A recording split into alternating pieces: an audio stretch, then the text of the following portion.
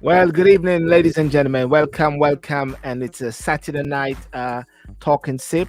And for those joining on TikTok, those joining on Instagram, those joining on Facebook and on YouTube, good afternoon for the 10 to 12 midnight shift.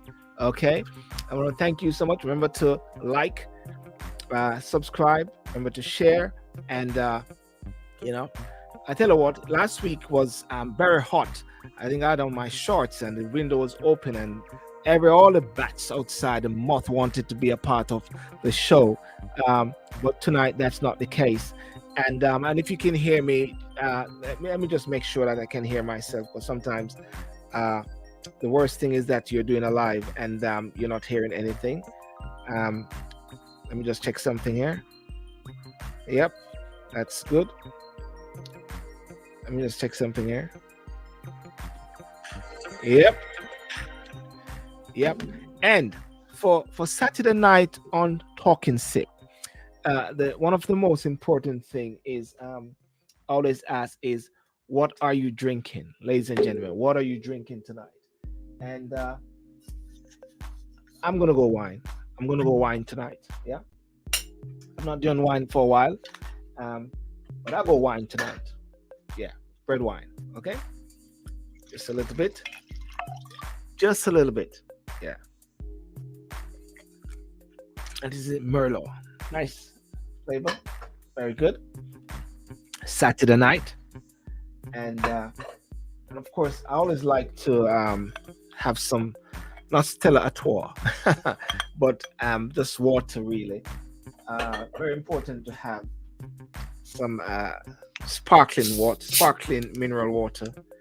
Sometimes people are having tonight. They're having what are they having? Sometimes they're having coffee, and different drinks. Yeah. So that's my thing. I got some guests tonight, which are coming on. I've got it's a Rudy Page, Mr.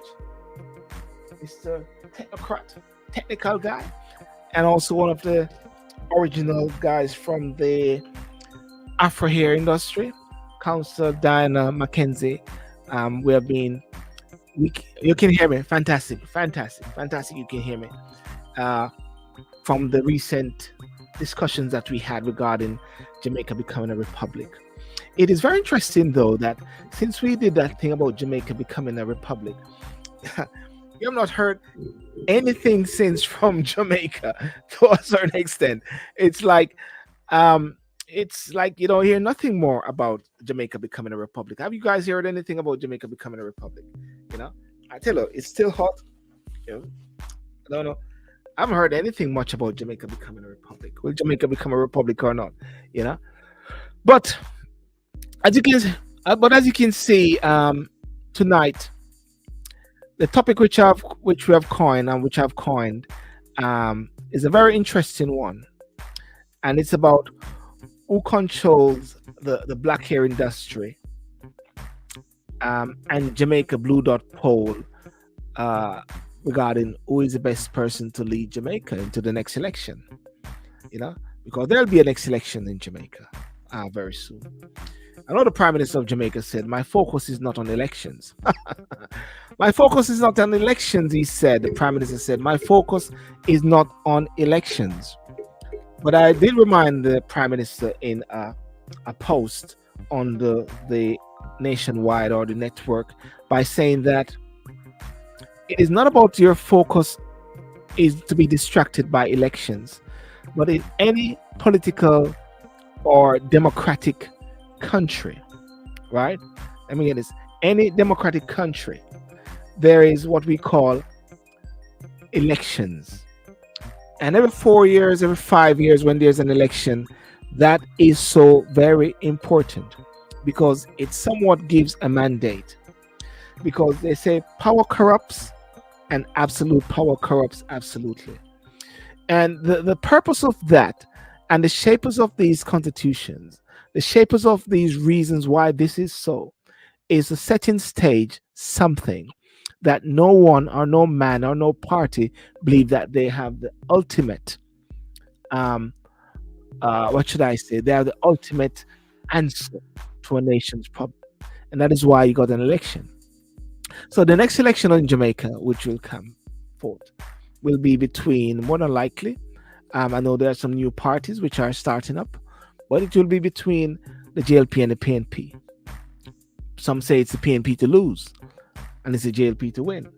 You know, and they're ramping up, as you can see. There are many questions as to some of the actions which are taking place by relevant parties. We have seen recent days whereby in the People's National Party there was a gentleman which was in chains, and the general secretary was saying, "Hey, Mr. Golden have the answer to take away all the ills and all the issues in Jamaica." And what you had there was a man in chains, and the key was presented by the opposition leader.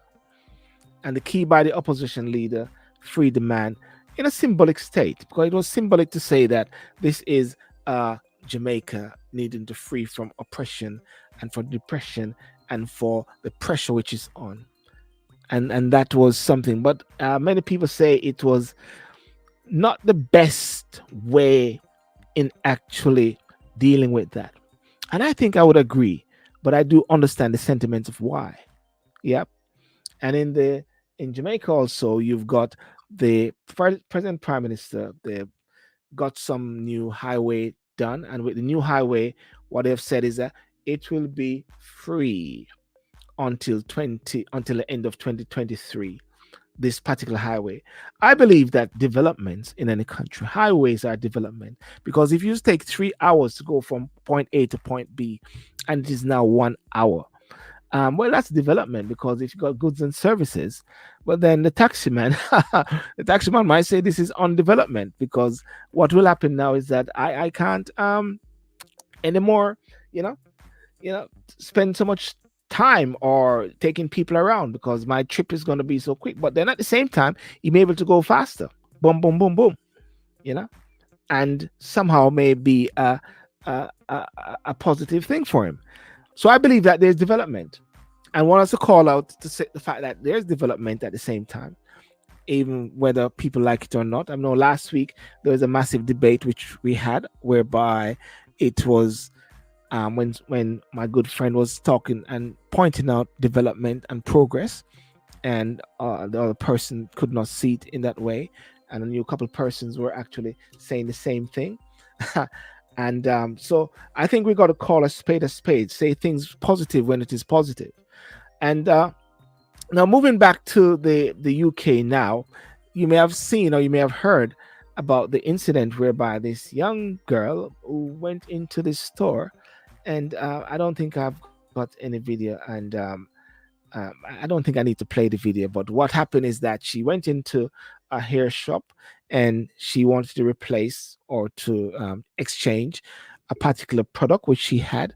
The owner said no, and she went ahead and she took what she wanted, and apparently self-exchange and do it herself. Created an altercation. The owner blocked her, and by virtue of blocking her, she lashed out at the owner, as a Haitian guy, and they became a tussle. His hands around her neck, around her shoulder, and and created a massive demonstration in front of the place. And that demonstration in front of the place created such a stink. You know, I believe they said she was arrested, and she was released, or the gentleman did not press charge. But I think what he would press in charge for maybe is attempted theft, because she did not actually steal, because she did not get to leave the premises. There are a lot of shoplifters going on. I mean, John Lewis talks about a lot of shoplifting going on at the same time. But I don't. But it wasn't a situation as if to say she was actually going in to shoplift and had ulterior motive. I believe what she wanted was to simple exchange the hair, but it didn't turn out very well. And you know, when Jamaican get vexed, I sense she's a Jamaican background, because when you block someone from coming out of somewhere and you mess with a Jamaican, they get bringle, get bringle, and not to be, one is not condoning it. if anything like that. One is not condoning it, but one is actually, you know, pointing out that things have got to be done properly, you know. But the key thing that I have brought up in this whole discussion, and I put out a couple of videos. I don't need to play the videos. It's on TikTok. The videos on TikTok want to mass up to 20K, and I can see that there's a big, massive issue regarding this area, and and that is why I've asked for Mr. Rudy Page to come on, because he's the one who started it. He's the one who said Afro hair industry. So therefore, these are the guys that people need to take on. You know what I mean? Because they cause a problem. you know, and then Dan Mackenzie is gonna come on, and Dan Mackenzie said, listen, from she was young, they said to her, no matter how poor you are in poverty, have class. And she learned that from Rex Nettleford. Have class in this respect.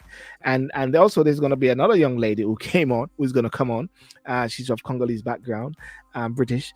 And she made it very clear. And I think she said the black community is upset with her because she's not going out there supporting the girl. But I believe it's very important that we call a spade a spade. So let's rock and roll. Let me thank you guys for coming on. And Mr. IC Tree Reparation, you need to come on one time. You always stay in the background. You need to come on and show your face. You know, Rudy Page. Good evening, sir. How are you? Good evening. I'm well, and you? I'm good. I'm good. Yes, sir, you are the one that caused this problem, man. You caused the black hair industry. I played my part. You played your part, you know. Anyway, what are you drinking, Rudy? What are you drinking? I'm drinking Red Bull. H2O. I say H2O is one of the best things. And ladies and gentlemen, what are you drinking on TikTok? Let us know what you're drinking, and Facebook, what are you drinking? Is it that's why you keep your hair very neat like myself? Bald is a hairstyle. How are you anyhow? How are you doing? I'm good. All is well. Yeah. And how is the Windrush factory? Can you just set out how is that going there? Yeah, the Windrush Anchor Heritage Education Program. Yeah, making progress and plans, building up plans for next year. But I guess next month really, because it's Black History Month. Black History Month. But we're focused on next year with the major planning. Yes. Right. Because that's a very key and fundamental thing, isn't it? The whole Windrush factor.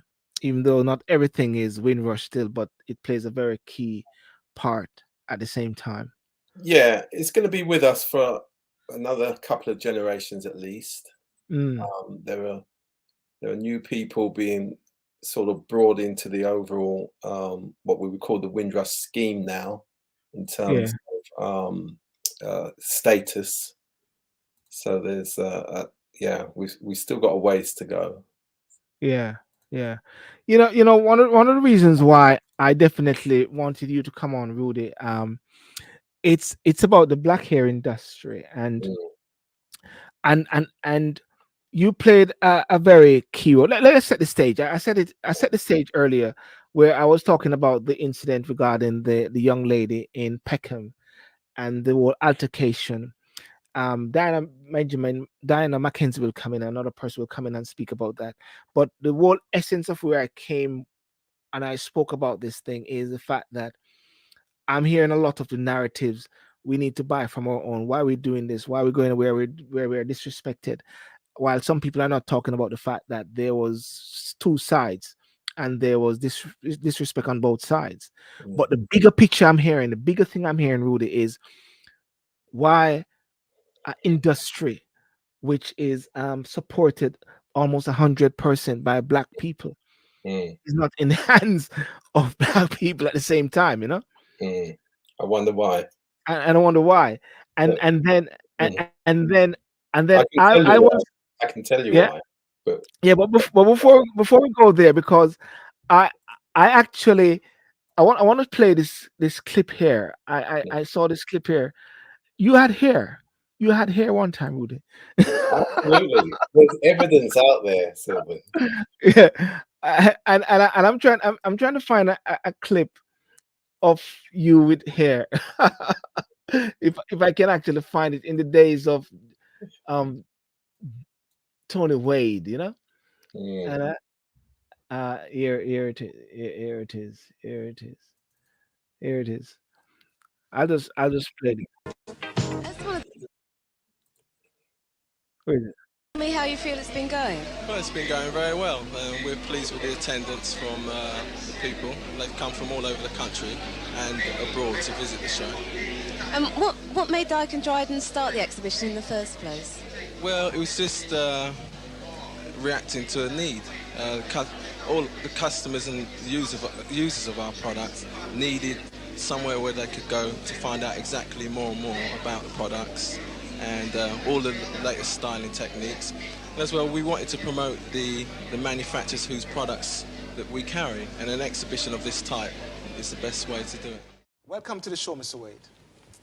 Great to be here. Fantastic. Are you enjoying your Britain trip? Oh, very well. Fantastic. How long have you been here? Well, I've been here from the 28th of 28th. Okay, Rudy. I just played that there, and you can go ahead. Tell us what is all of that now. Tell us those. I brought history right there in front of our eyes. You had hair on your head, and Mr. Wade was the last of the three, wasn't he? He passed away, didn't he? Yeah, Yes. and I would say we must acknowledge, that Yes. he did pass last week. So He passed last week. last week Friday, just a few Oh days. wow. My condolences. Yes, I think I was one of the last interviews, one of his set of last interviews. Yeah. Probably ahead. the last one, actually. Mm. Probably the last one. Right. I guess where we start, if we start with the question, who controls UK's black hair industry? Well, what I would say is the consumers control the black hair industry. Mm. What they buy and where they buy it, who they buy it from. So it's the consumers. And it's always been that way. And if we go back to Dyke and Dryden 40 years ago now, and of course that clip that you showed me, a young slim with hair and a shiny suit, in those days, and I think I said it very clearly there, it was to meet a need, because at that time, Sylvan, products were not readily available across high streets, markets in the way that it is now. So it's taken for granted that there's all these shops. There was a time nobody was interested in it, and retailers wouldn't carry the products. I mean, I know because I've been on virtually every high street in this country where Caribbean people lived at the time. I know there's been a population shift, so you have more African and Caribbean populations now, but at the time, and nobody was interested. In fact, one retailer said to me, "We don't carry those products because it will encourage stealing." Yes.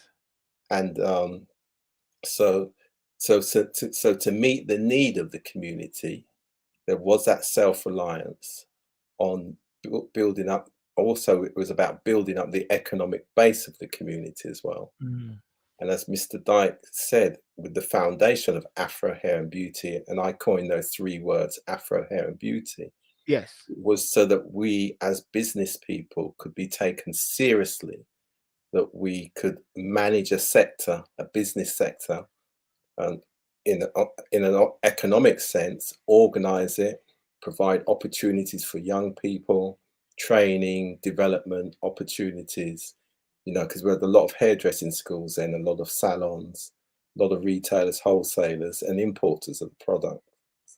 And as well, of course, we had lots of fashion shows, and which gave people the opportunity to, the fashion designers, those who were aspiring models. So there was a very clear ecosystem. And then when it really burst out big is when the major African American companies came in.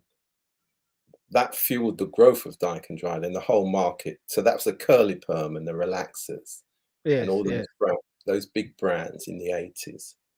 but also what that meant, and the same thing that happened in the US is that the it brought in more competition. So it brought in more retailers got involved. And again, going back to what I said earlier on, there was a demand from the consumer to be able to get products on their high streets, in their local neighborhoods, the same as any of the other products that they buy. So it's a challenge to think that you could segregate a particular range of products on a high street. But then having said that, we also had a lot of businesses in our community who were involved in that sector. However, go back to my earlier point, as I said, the consumer controls the market.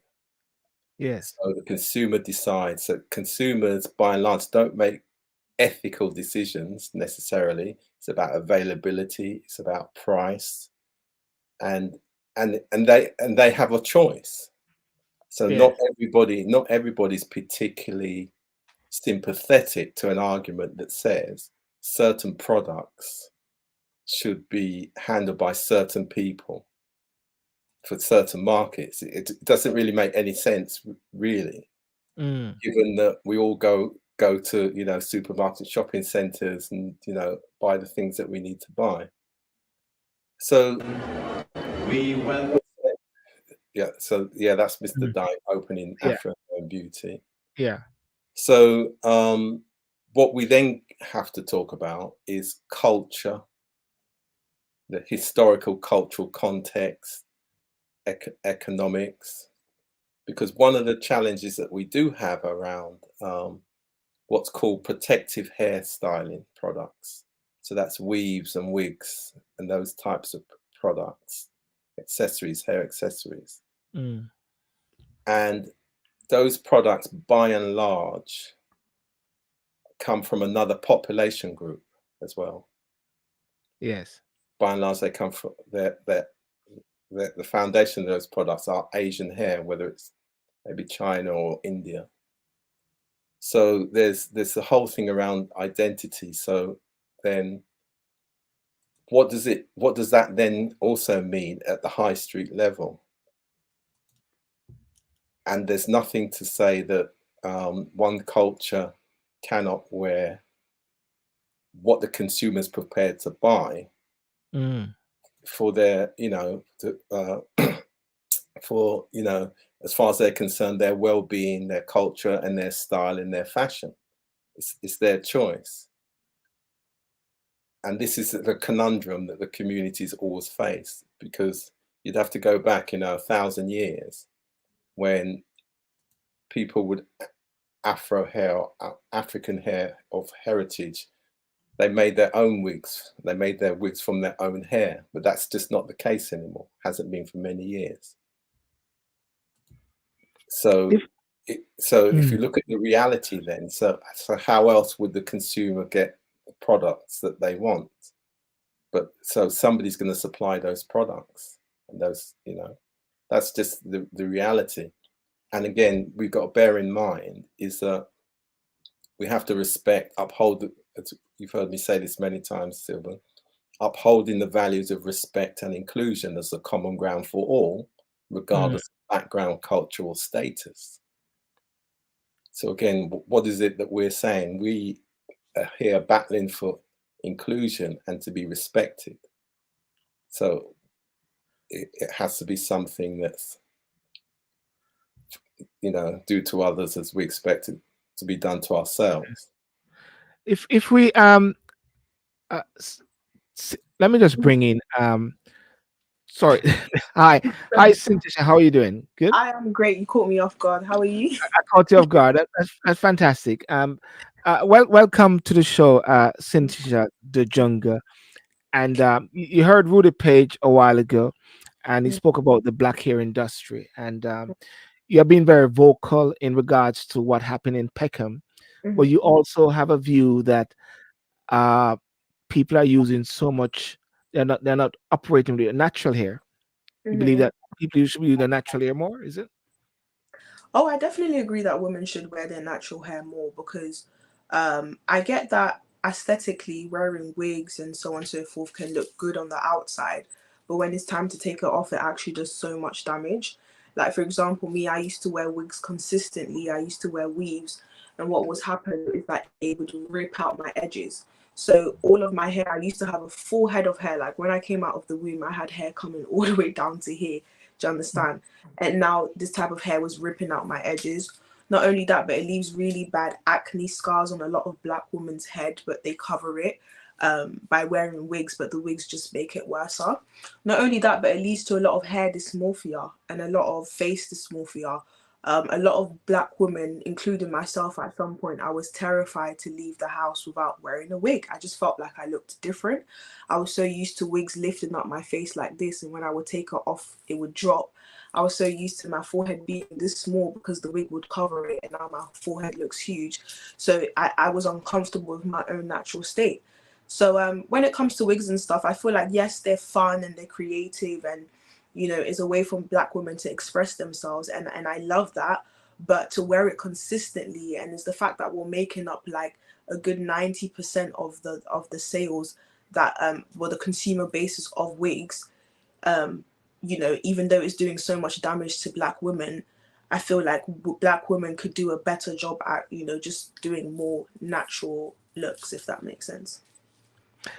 Rudy, when you were in the initial bit with Dyken Dragner and it was more weeks or it was more So at that time it was much more natural hair. So yeah. going back to that time, as I said, we had to take care of ourselves basically, and we had a lot of hairdressers, we had a lot of salons, and there was a lot of skill in the community in terms of doing hair, because we're talking about a generation where mothers did the children's hair or grandparents did the children's hair, and that was just part of the culture. And I go back to my point, it's the consumer decide what they want to buy and where they want to buy it, and there will be somebody who will meet those needs, and that's just the reality. And many people are indifferent or not particularly sympathetic to the notion that they should make ethical decisions on what they buy and how they spend their money. That's just the economic reality that we have to deal with. Okay. Well, I've got Diana, you're there. I've seen you looking around. I finally caught you.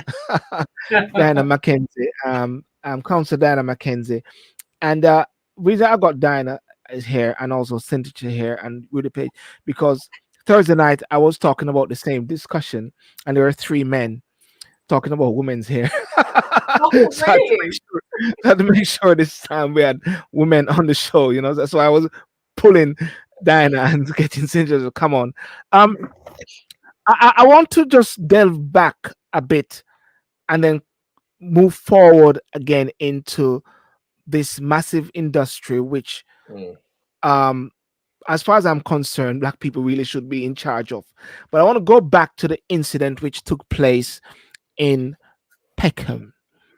And the incident which took place, ladies and gentlemen, as you may have seen, and those on Instagram and those on TikTok as well, TikTok is fully immersed with it, is whereby this young lady went into this store, this hair shop in Peckham, to return a particular product. And they said no refund policy. And as a result of that, she got bringled. And she said, no business, more stuff. And she just self-exchanged it and was dashing for the door. And he blocked her. And as a result of him blocking her, there was an altercation. I don't know who hit first, whatever. The CCTV is showing different things. And he had his hands around her neck. She was hitting him way. And to the point where the police came and there's a massive demonstration. What's your take on that, Diana, and the young lady? Who was wrong in your perspective? So, Bert, can I just say, based on... Sorry, Diana is going to... Sorry? Thank you for having me. And sorry I'm joining so late, fellow guests. I I had logged in from 9 o'clock because that's Silburn's usual time for his show.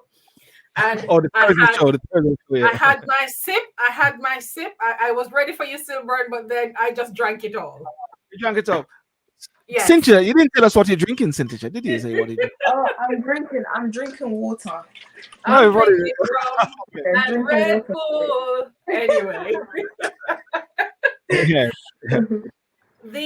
From what I heard from the story, and this is going through several news outlets and even from the body cam that they showed, she actually, and this is from the police, she actually called the police, not the gentleman. Oh, she called the police. It was the young lady who called the police because she needed assistance. I have several emotions about it. As a Black woman, I know how it hit me when I first saw it, but then I took a step back and I took away the racial element from it. And the first thing that I had a problem with was her carrying arms. That was just me. I might be wrong. Okay, don't shoot me down. I wasn't comfortable with that. So the sequence that I'm understanding, Silborn, is that she went to return something that she had purchased.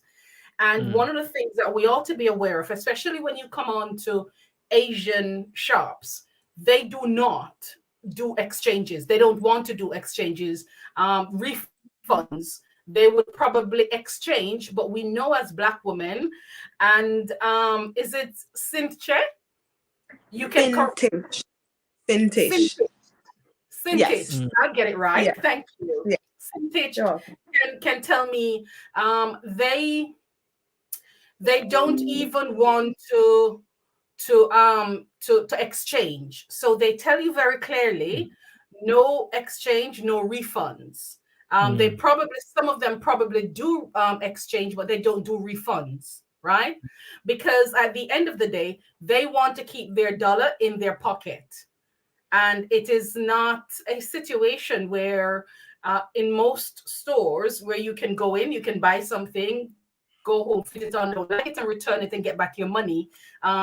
Either a day or 3 days later. The Asian shops, especially with the hair products, they do not like to exchange or refund hair products, right? So this is something that we already know in the Black community. And it's amazing you can't see, but I brought out all my girls for you today. Let me move this back. I brought all my girls. I brought all my girls for you because we all wanted to have this conversation. Oh my God. So yeah, so every aspect of me was here to talk today. Because I am a consumer. And the first problem I had was the exchange. So I took away the racial element from it, and she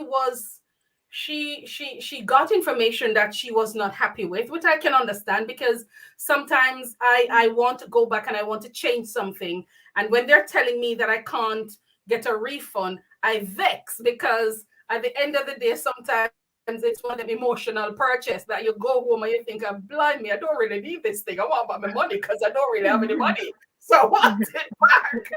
And when you go, you're hearing, no refund. And you're like, neck back. You know what I mean? Not get it back.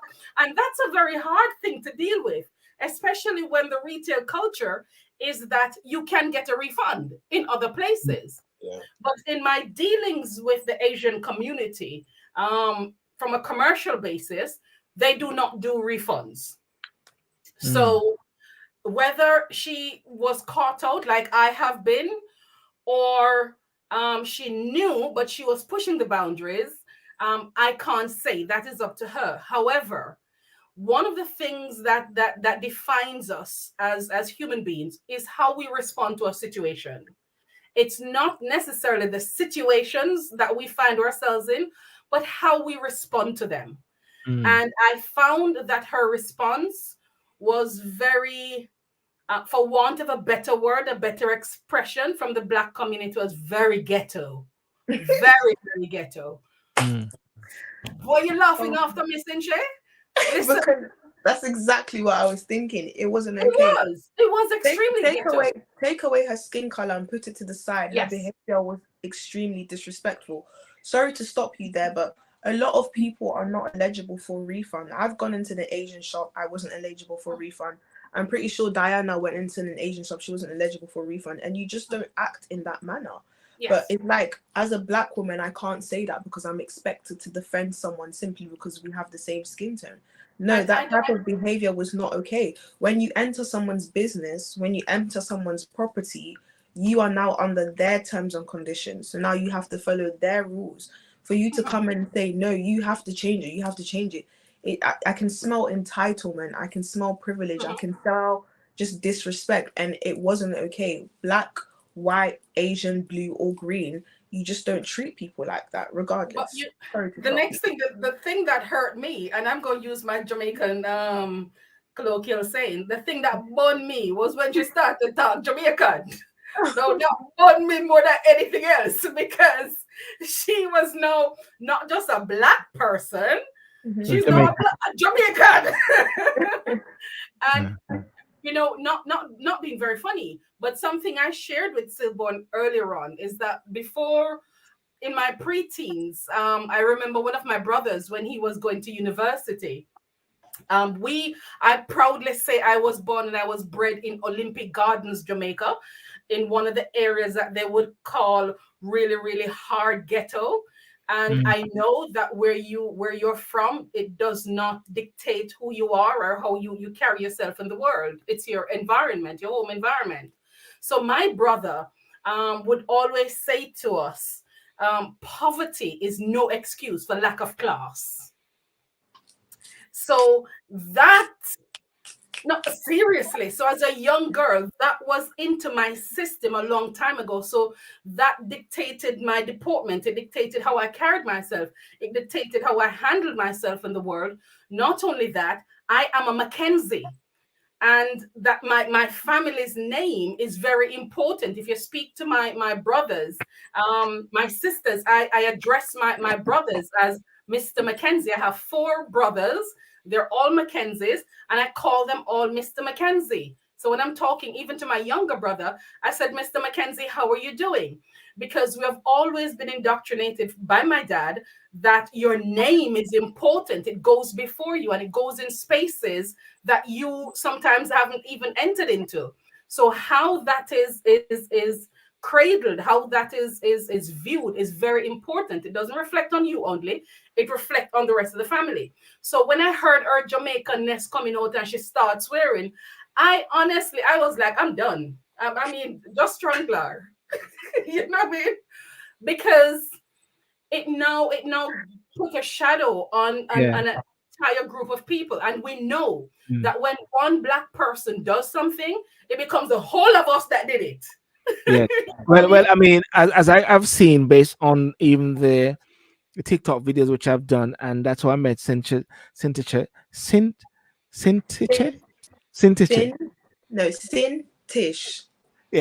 Okay, Sintiche. Yes. SH at the end of it, Silborn. Yeah. Sintiche. Yeah. Sintiche. Yes. It's based on TikTok, and we realize the comments which are coming through. No one is seeing just that one girl. They're seeing the Black community. Yes. That's what they're saying. They're saying Black community. Rudy, I want to ask you this question, Rudy Page. Yeah. What were your policy in regards to refund? That type of product, which is what we would call a personal care or personal consumer product, you'd find very few places that would ever exchange that type of product anyway, if any. And that's just the reality. But in a sense, this type of discussion is unfortunate about us, because it's again somehow making out that somehow that there's something different about us when we go shopping, just like everybody else and all the other consumers, as I was saying at the beginning, that the reality is the consumer has led us to where we are today. And the consumer wants these types of products. And those products come from another population group by and large. Yes. That's the reality of wigs and weaves. And somehow, psychologically, we don't seem to be able to accept that, or they're people. So we get this ongoing discussion about some inadequacy of our community to take care of itself and provide products and services to itself. But yet, all the other things that we go and buy in the high street, like everybody else, nobody bats an eyelid about. Yeah. Somebody, yeah, go on. Sorry, Rudy. Go ahead, please. Just to make the final point then, is that if we did really care ethically about this, then our community would then focus on making products, using the products they make, sell the products they use, and then train the next generation. And give young people opportunities for work, gain interpersonal skills. But then, as I say, you could argue, but then why should we be burdened with one particular sector of our economic life and well-being? And why should that be done? So it's a conundrum, and it's an argument that's going to go on forever anyway. Can I just say something? Because on TikTok here, the lady in question, someone said that they told her she was embarrassing us, and she said she didn't the business. And then someone said yes, because sometimes the representation of us, even though I don't understand how. The lady was on TikTok and apparently told her and her mom to stop because she had her daughter with us. When a nation misbehave, do they represent all nations? When a Chinese misbehave, do they Chinese? Does a white person misbehave? Again, why do we always have to have a discussion somehow carrying the burden? Yes. However many million. And I hear you, in Rudy. the end, 1 second, because all it does is it just contributes to the continuing trauma and mental well-being of our community. Because all we then can have is loud conversations about it.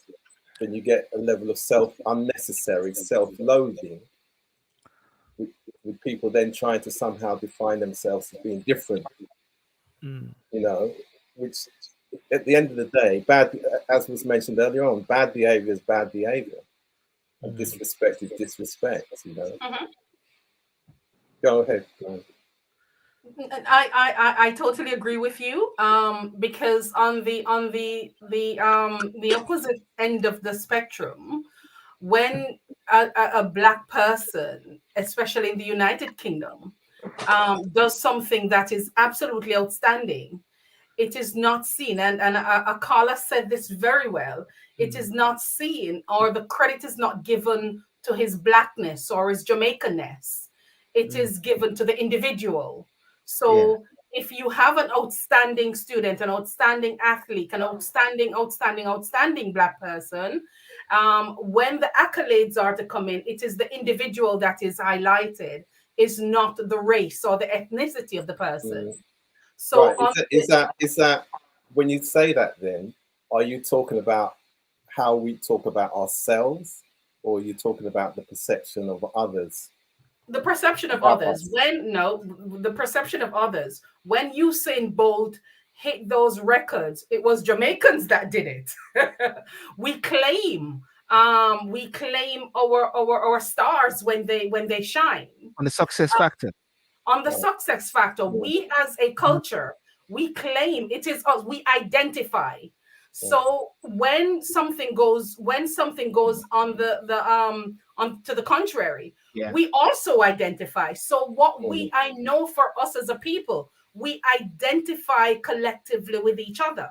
So when Jamaica is running, everybody in England, whether they're Jamaican or not, as long as they're Caribbean, they put on their black, green, and gold. How does that extending that to ethical buying decisions and by individuals? And I want to syntax to come in after that as well. Yeah, you're talking about oranges and apples. No, we're not. No, we're not. We're talking about our It's such a identity, and we're talking it's such a about how we are difficult leap. perceived. It's such a difficult leap, and that's why I asked: are you talking about? And again, it's a matter of importance. Is it about what we do, and is it about what we think about ourselves, or are we projecting what we think about ourselves and seeing it through the prism of other people's eyes? It gets really complicated. That's really my point. For me, it's very simple. I know when Shelly and Fraser is running. I know when Sharika Jackson is running. I know when they're running. I am a Jamaican, and I feel the pride of a nation. I feel the pride. I identify. I am Jamaican. When they lose, I feel bad. When something, related, we're talking about a buying decision. We're talking about the ethical behaviours of an individual going into a shop. So I'm just saying, by extension, I understand the overall point that you're making. I'm just trying to see in this type of discussion, there is no way why there would be an extension to that. No, See, there there's is no way. Sharika just won. Sharika just won. Shanika second. Every Jamaican making up noise now. Yes. So when it comes down to one person's bad behavior, for me, it is an individual, because I am not going to isolate myself and my community as with our Blackness, because every race, every community have the same kind of expressions and behaviors, where you will have somebody in the Filipino community, the Asian community, when they behave a certain way, you have that sense of identity. They deal with it differently. We are more vocalized in how we handle things. I know personally, for me as a Black person, for me as a Black woman, I see my Black sister. If I am walking down the road with my Black sisters, and one of us start behaving a certain way, I feel embarrassed, and I have to correct that behavior because it reflects on me. Okay, let's on me. Let's have Cintage. Cintage, please go ahead. I think with the whole issue that happened with the Peck and Hair shop, I think my overall issue was just, why has this turned into a race debate? You know, what I've realized in the media is that, like, you know, two people can argue. It's just a man and a woman arguing. And the next thing you know, within 24 hours, it's turned into a Jamaicans versus Asians, Pakistan versus this person. No, this is not a race issue. This is just an individual behavioral issue. The guy himself, the news reporter that went on, that I was in the news with, she called me to tell me that the guy is absolutely traumatized. He's terrified for his life because he just doesn't understand how he has been serving Black women for 20 years. And off of this one mistake that he made in his life, that he even said to himself, I wish I could go back and not do that again. It was one mistake in my life. People now think that I'm a racist. So I understand where Diana's coming from, in the sense that it can reflect on us, because naturally people are just naturally judgmental. Do you understand? We just can't help it. And the reason why Diana is saying that is a reflection of her is because it went public. Let's just be for real. Like, the video went public. Even if me as a Congolese woman, you know, a Congolese woman was embarrassing herself on the store, and it was public, millions of people have seen it, it is slightly going to be a reflection of the community, whether we want it or not, whether it is right or not. But that's why I felt compelled to speak, because I want to put this end to one individual doing something, and now that's a reflection of what the whole community must be like. So, for example, with me, everyone was generalizing the Asian community and saying that Asians are racist towards Black women. If that's the case, why are Black women still buying from Asians? Clearly because that the racism, the experience either doesn't exist or isn't as prominent as they exaggerate it to be. The same thing with the women. Like, never in my mind did I ever think this is how all Caribbean people act. Do you understand? Because I don't look at it from a race perspective. I just look at it from a behavioral perspective. Exactly. So I think that's what we just need to put an end to. We need to put an end to, we see an orange person misbehaving and now all orange people are thugs. It needs to end. It's not a realistic way of thinking. You know, on TikTok right here, because I got there's an Asian guy here. There's also Angela Christians here saying that shop in Peckham have been very racist. It's not the first time the pack hair shop do refund. Ethnic guys say, well, look, When they say we're, racist, but I don't in any way condone what they did. But uh, what keeps coming up, guys, is racist, racist. Where is that coming from? Yeah, Because it is true. okay. So go ahead, Cynthia. Sorry. Can I just say, when these women say that these Asian hairstyles are racist, I really want them to define for me, what is racism? Is racism not being eligible for a refund? Is racism them keeping an eye on the store just to make sure no one is stealing? Is racism shutting the doors at 9 p.m. rather than 10:30? Like, what are we defining as racism? Like, I've experienced racism myself throughout my whole primary school experience. And when I hear the racism that people are talking about throughout the stores, it blows my mind to how they can consider something as me not wanting to get a refund or product being faulty. Like, even if you go to McDonald's, your burger will be faulty. You go to Argos, your Hoover will be faulty. It happens. Now, you know, it means that it's racist. Like, let's really talk about what racism is and what racism looks like, because things like not getting a refund or things like a product being faulty, that is not racism. It's not. So then again, here we are generalizing a community. We're saying these products, it's so funny because the other day I was in Peckham. Going to go buy this exact ponytail, and I didn't experience no racism. It's not a race issue. It's simply just a behavioral issue. If you felt some kind of hostile energy towards that person, it's probably because you did something. And I wish people had that mentality of accountability rather than, oh, he's looking at me, so that means he's racist. No, he's looking at you because this is his store and he has to keep an eye on everyone. Yeah. One second. One second, Diane. Ladies and gentlemen, thank you those on TikTok, on Instagram, and I see a lot of the discussions. If you want to join in, you can also come in on YouTube, on Silburn TV on YouTube as well. And if anybody want to say something on TikTok, you can just say it. I can feed it through at the same time on Instagram as well. Please go ahead, Diana. I do agree to some degree with Cynthia on this. I do agree that it's not everything that is classed as racism. However, when we talk about an entire a majority of a particular ethnic group, that they are the surveillance on them when you go into stores and some spaces are more stringent and more microscopic, then I have a problem with that because they are being profiled. So we're not going to close our eyes to the fact that you do have racist construct in terms of who we are and our intent when we go into some stores or some places of trading and commerce. We do have that. So we're not going to pretend as if it is just done. It's behavioral because it is intrinsic in some extent, right?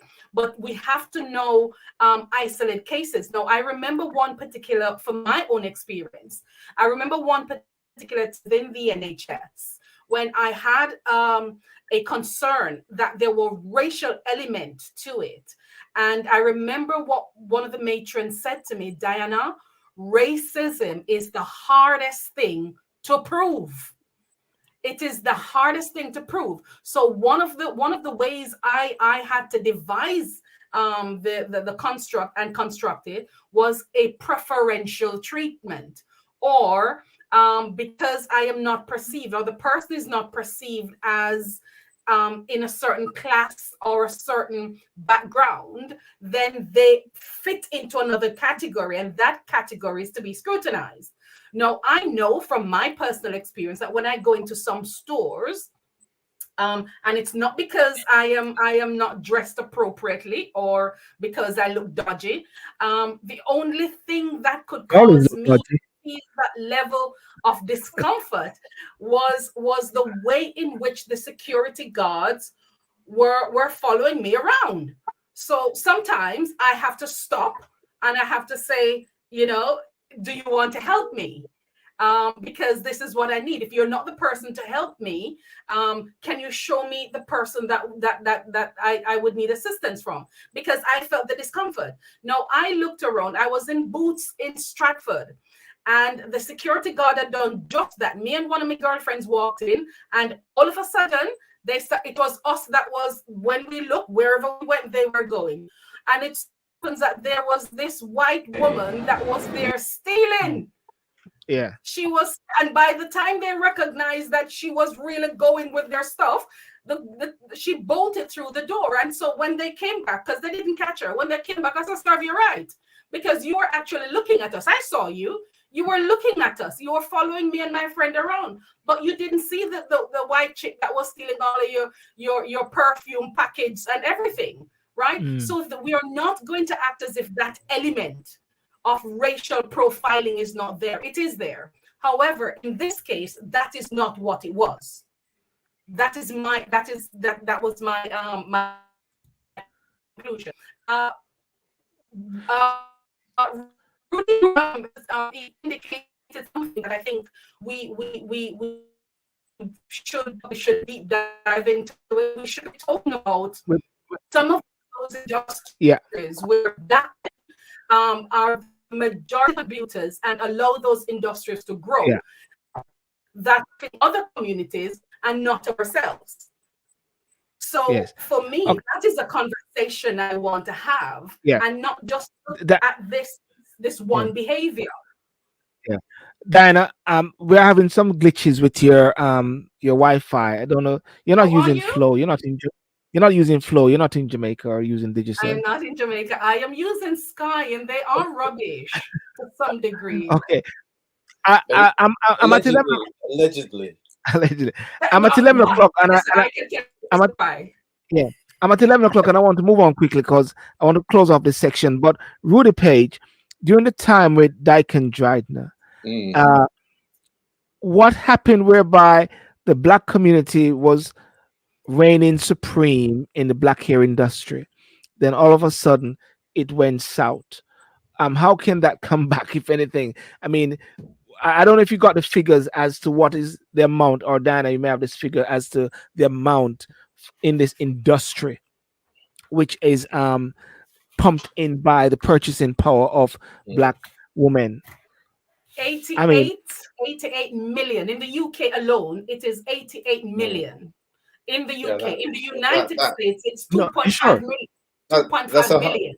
It's a hyped up figure a lot of the time to in a sense to show there's something inadequate about our community, because if there was as much money rolling around as that would come out again, that would really come out in other aspects of community life. If that type of say that again, Rudy.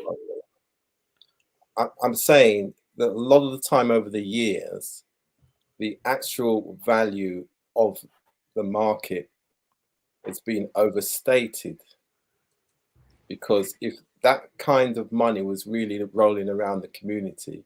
Rudy, £300, and I've had it for the last.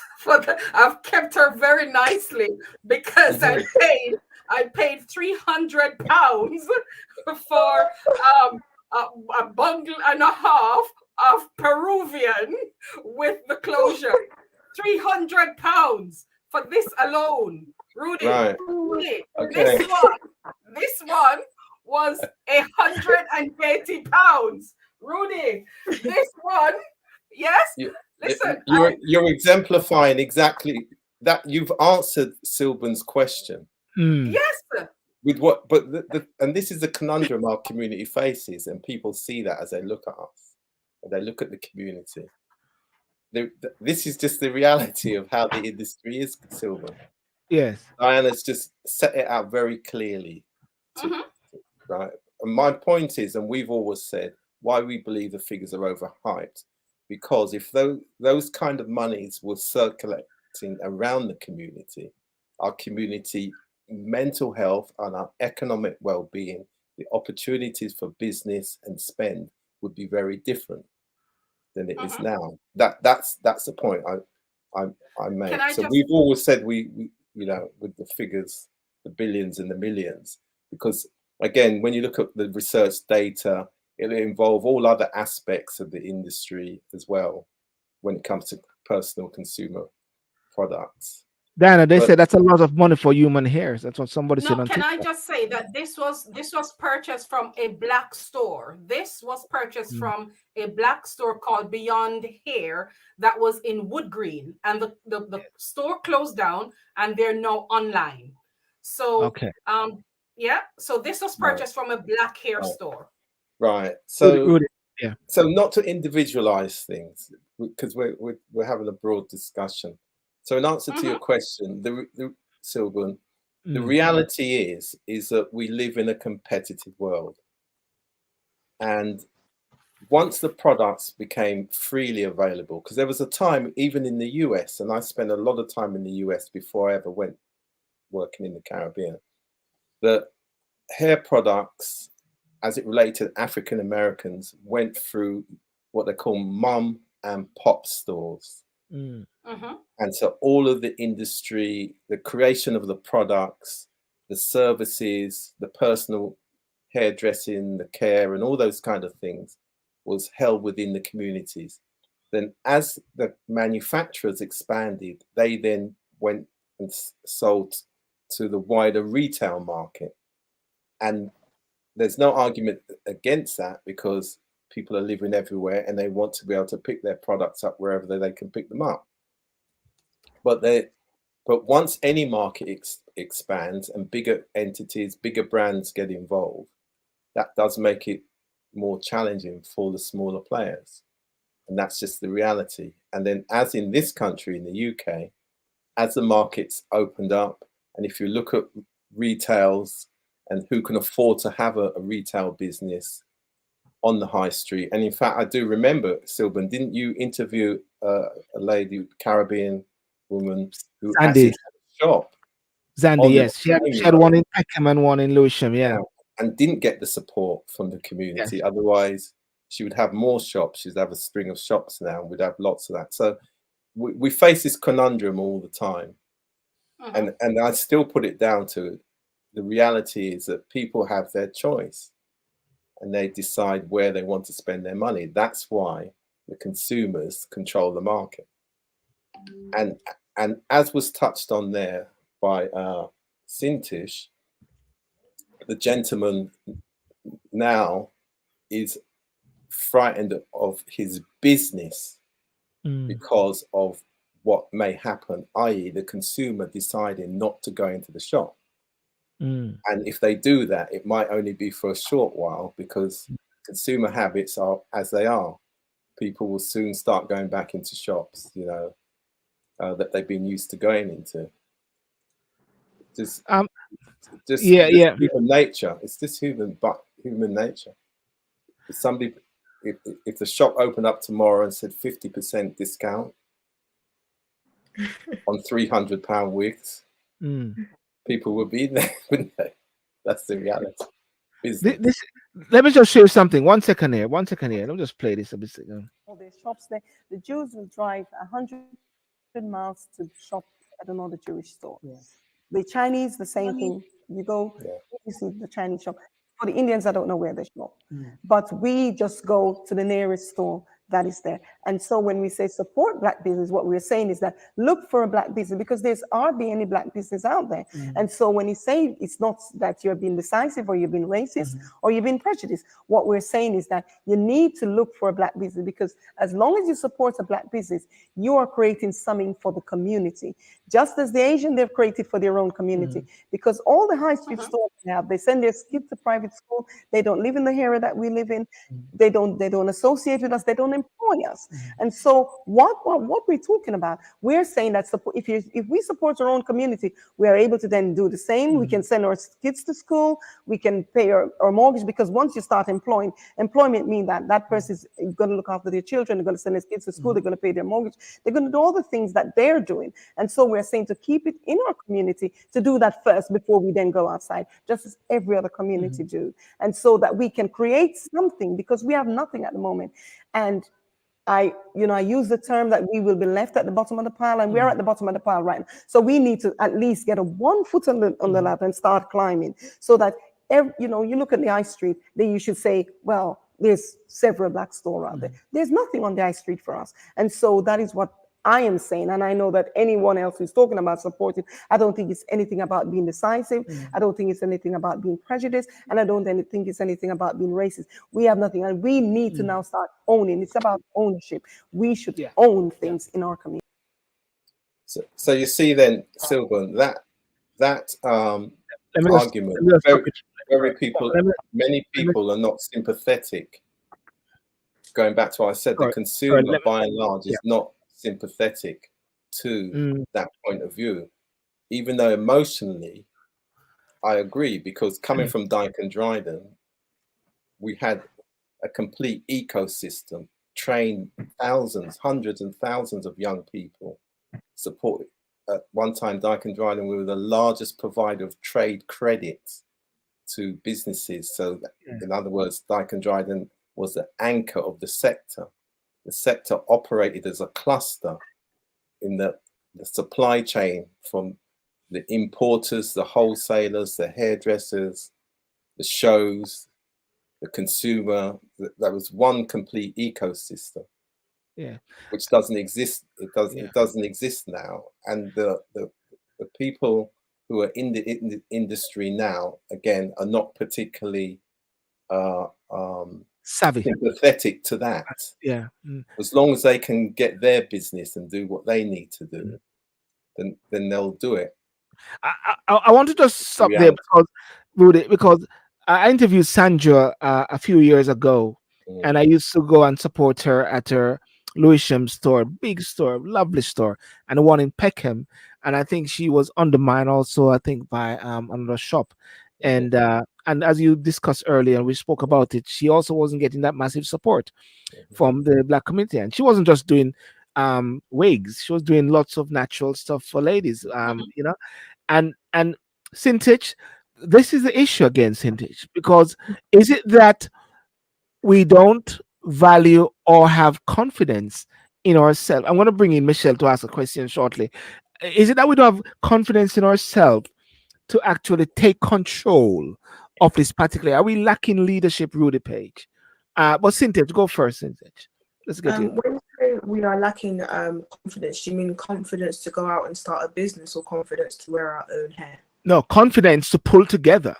To pull together within because they have different businesses in the community, right, Rudy? And it is coming together, just like your Black Business Network. I really and truly, these hair business, Black business, need to pull together to say, listen, let us take control of this area.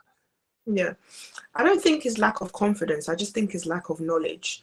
One thing I realized about other communities, whether it's Asians, whether it's Jewish, whether it's white people, you know, once they set up a business, they pass on that knowledge of how to set up a business to their children, and they pass that knowledge on to their children. Black people, because systematically we've been held back that situation, I think most of us don't really know where to even begin. Financially, we don't know where to begin. So I don't think it's a confidence issue. I just think most of us don't have the correct information about how to start one. So yeah, that's what I would say it is.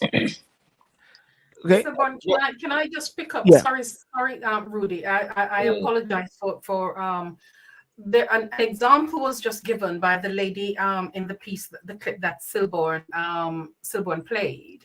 Yeah. Now, before the George Floyd incident, I would say that there was a level of consciousness that was there, but among a certain sector of our community.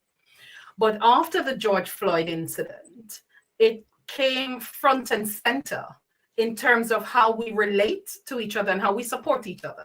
Now, I live in a predominantly white neighborhood, and it starts with our habits and our understandings. It starts with, as Cynthia says, it starts with knowledge.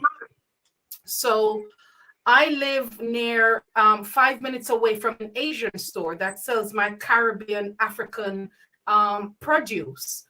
But I do not go there. I drive 45 minutes away down to Nottingham because there is a Black-owned business. It's owned by a Jamaican gentleman who has been in the community for years. Now, I am not the only person that has done that. And so what we need to do is we need to highlight more the positive small steps that we have been making in our community. And what we need to do is to highlight those businesses that we support that are Black owned, so that more people are aware. And where you have people moving towards a certain kind of habit and changing habits, I find that a lot more people, and when you talk in conversations and in forums like this, people get a little bit more information and they challenge their own behavior and that of their community. The minute that lady was talking, and Silborn had said that she had some struggles in terms of with other shops opening. That's exactly what happened with a Ghanaian lady in Nottingham. She had a small air shop. She wasn't bothering anybody, but her business was growing, and she moved to a bigger store. And the Asian guys that were on that road, because it's a predominantly Asian area, they literally started forcing her out. And they did it as a collective, as a group. And they opened a shop right beside hers, right? And they were literally trying to force her out of business. Now, this was on Facebook because I posted it on Facebook. A group of us as women, a lot of us as women, we went to the shop and we supported her, and we let them know that no. That's not how we do things around here. And we will be supporting her, because she reflects our community. We're trying to keep the money in our community as they do in theirs. So you have to have this radical kind of behavior, this radical mindset. And yes, we do have spending power. Yes, it is what it says, because if you're just looking at a small caption of what Diana has bought and have in her home, if I go to other Black women's homes, those that have not cut their hair are natural, we all have amassed an investment in terms of these added pieces, units that we wear. So there is power in our community. So what we now need to do is to go beyond these conversations of micro, looking at the micro areas, and let us be strategic now and say, okay, we have had this discussion. We've been talking. I jumped on for over an hour, 17 minutes. We have looked at this, and we're going to look at it to death. So what's the next step? And that's for me where I want to be in the next step. Yes. Okay. Let me thank you for that, Diana. Michelle just came on from the state. Michelle, you got a question. Hi, Michelle. How are you doing? Good. From Trump land. Sorry, I mean Biden land. Sorry, Biden asleep. So I don't know which land. No, Trump land. Trump. Yeah. Well, yeah. What's your thoughts? What's your thoughts on this from that side of the Atlantic? Yeah. I am agreeing with the what's his name? Richie. I'm agreeing with him, and also with the woman who just spoke as well. There is times when you walk in a store and you are profiled. You are profiled, and you know it, because there's certain stores that you walk in, you could just feel that vibes that you are being profiled. And also, Black folks is the most prejudiced people you could find. You know that, right? Us Black people are the most prejudiced people you could find, because here it goes that every little thing that happens, we call race down on it. You know, everything that happens is a race card that we pull. Black people, we pull it all the time. I seen the video of the young lady, and I was disgusted. You know, her actions, how she behaved herself. But also you have white folks that does that too. The same thing, you know? So why should I claim her just because I'm Jamaican and she's Jamaican? I should say, oh, you know, she's making it bad for all. No, she's not making it bad for me at all in my family. That's her. You know, that's on her, how she chooses to behave. But we as Black folks, we are some of the most prejudiced people. And yes, we are. We're more prejudiced than the white folks. They are privileged. They feel they're privileged. That's why they behave the way they behave. But we, every little thing that happens, we call race in on it. You know. Yeah. And Okay. Yeah, so can I go Rudy. back? Yeah, Rudy. Can I Yeah. go back to Yeah. what you're saying? Tie it up now, Rudy. Yeah. Yeah, very quickly. So we do have the leadership in our community. We do have the entrepreneurs in our community, right? We always have had, you know, go back 100 years and you can follow the line. And there's been times where we had a lot of businesses. Now, there is this, the business people themselves, as I alluded to, need to collaborate with each other. That's a good start, because Dyke and Dryden did that, as I said, largest provider of trade credit. Dyke and Dryden held the first meeting that brought all the hairdressers together and said it was important they buy together. And then if they buy as a group, they can get better prices to compete. But there's also something about our own families and communities supporting our own businesses in our own interests. Going back to what Michelle touched on there in terms of behaviors. And as I said earlier on, many in our community are not particularly sympathetic to the ethical buying of products, particularly when it comes to pricing of products and availability of products. And that's just the reality. We face that. And however, and because it is such a competitive market, then of course, business is business. So businesses will come in and they will control the supply chains, which they do. And again, we cannot leave out the fact that primarily the what we call the protective styles, weaves, wigs, and such like products are from Asian women's hair. So just think of the source. So think of the source. Or Indian, right? Yeah. So when we say Asian, we mean Indian within that. Yes. Because obviously Indian can be a nation or it can be a population group. Yeah. So you think of it, you think about it then from a business point of view, Silburn. How is that hair collected from the women? Who would do it? Who then would ship it? Who would process it? And then who would supply it? Which businesses? Given that the consumer is demanding that. So and that's just the reality. I have a question that I wanted to ask, particularly the ladies on here, because you both mentioned that, you know, racial profiling is a thing. Me as well, I've experienced times where I've walked into the store and I've just seen the manager or the security guard just staring me down like I'm on teeth. But I feel like racial profiling is definitely, you know, very prominent. I'm not going against that. But I just have a question for the ladies. Do you feel like as though us Black people, we add to this racial profiling? Do you feel like our culture, you know, even if you just listen to the content of our music, we're talking about killing, we're talking about murdering, we talk about stealing, like the content of our music, you know, all these Cardi B's, Little Durks, you just talk about absolute gruesome stuff, you know, that represent our culture. Do you feel like that's not, you know, that doesn't contribute to why people, you know, might just racial profile us immediately? Michelle? No, not at all. First of all, I don't listen to the trash music. You have white folks that sings trash music just the same. Sing about the killing, sing about that. It's just that it's pushed because this is our little community and we hear it more. But oh no. As far as saying, I wouldn't think that it's just ingrained in people. Not all white people, it stays like some of them that you walk into a store and you see that they're watching you. Not all white folks are like that.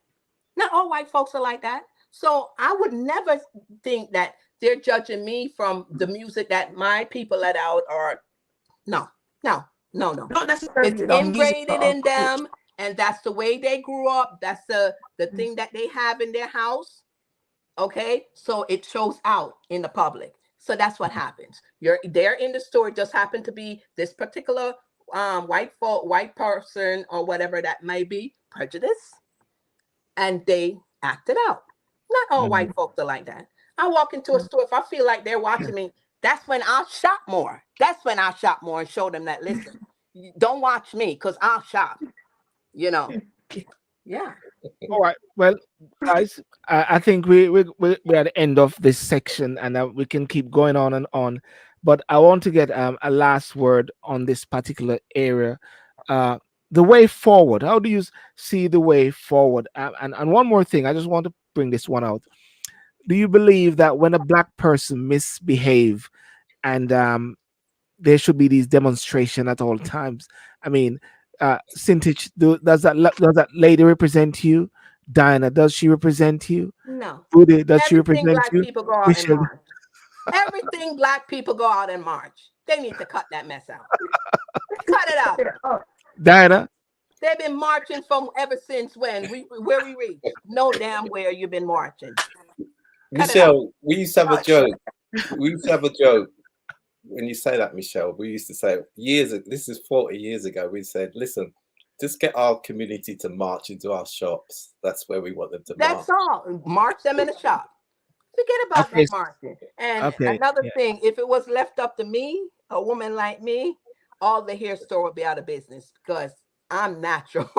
Rudy and myself goes natural also. I never wore a wig in my life. I never wore extension in my life. I never wore what you call it, braids, anything like that. I'm just natural. Diana, wear it for us, Diana, isn't it? Silborn, she does not reflect. Neither do I identify with her. However, as somebody who has stepped into the political arena, I want to say that there is power in people mobilizing. There is power in people coming together and showing that collectively their voices will be heard. It is unfortunate that we become so desensitized, and we have got to do it so often that it almost seems, or the perception by those of us who are not engaged in the marching process, that it is not effective. I can say that marching and demonstrating with a strategy, that it is effective. It is not just about doing the march, it's actually having the discipline and the strategy to want an outcome and work towards that outcome. So one, you make your voices known that we are not going to stand for our woman, whether she was boisterous or not. But this is not how any human being is supposed to be treated. This is not how the dialogue should go, because if it was an Asian woman, it wouldn't have happened. If it was a Chinese woman, you wouldn't have done it. If it was a white woman, you wouldn't have done it. So what made it so easy for you to do it? Because I have seen loud, boisterous white women in spaces and nobody put a hand on them. So what makes it so easy for you to put your hand on a black woman? The only point, Diana, I mean, I think we have to be careful, because you remember just in the last few days, the case where the women were voicing concern about the woman that had been murdered. Yes. And there was a case where the women were, picked up by the police and they won their case. Yes. So it's something that happens all the time, and I think that's the point that we're trying to get across. It's not so much and I get that. Personalize, but we have to be careful when we make the statement, such wide statements. That's my only point. Because just because it was in the news this week. I'm addressing Michelle's summation that protesting doesn't has any value. It does have value in our community. We saw that in the George Floyd. We saw that in the George Floyd. What did you see in that? Tell me what you see in that. See, the thing is, okay. Wait, tell me what you seen in that. Hold on. We're going We saw that in the let me just say a few words. We saw that in the March. You've had a lot of points on this platform. I think the general point that we're trying to make, I think, is still the original question: who controls the black market? And I said from the beginning, the consumers control the black market, because they decide what they want to buy and where they want to buy it.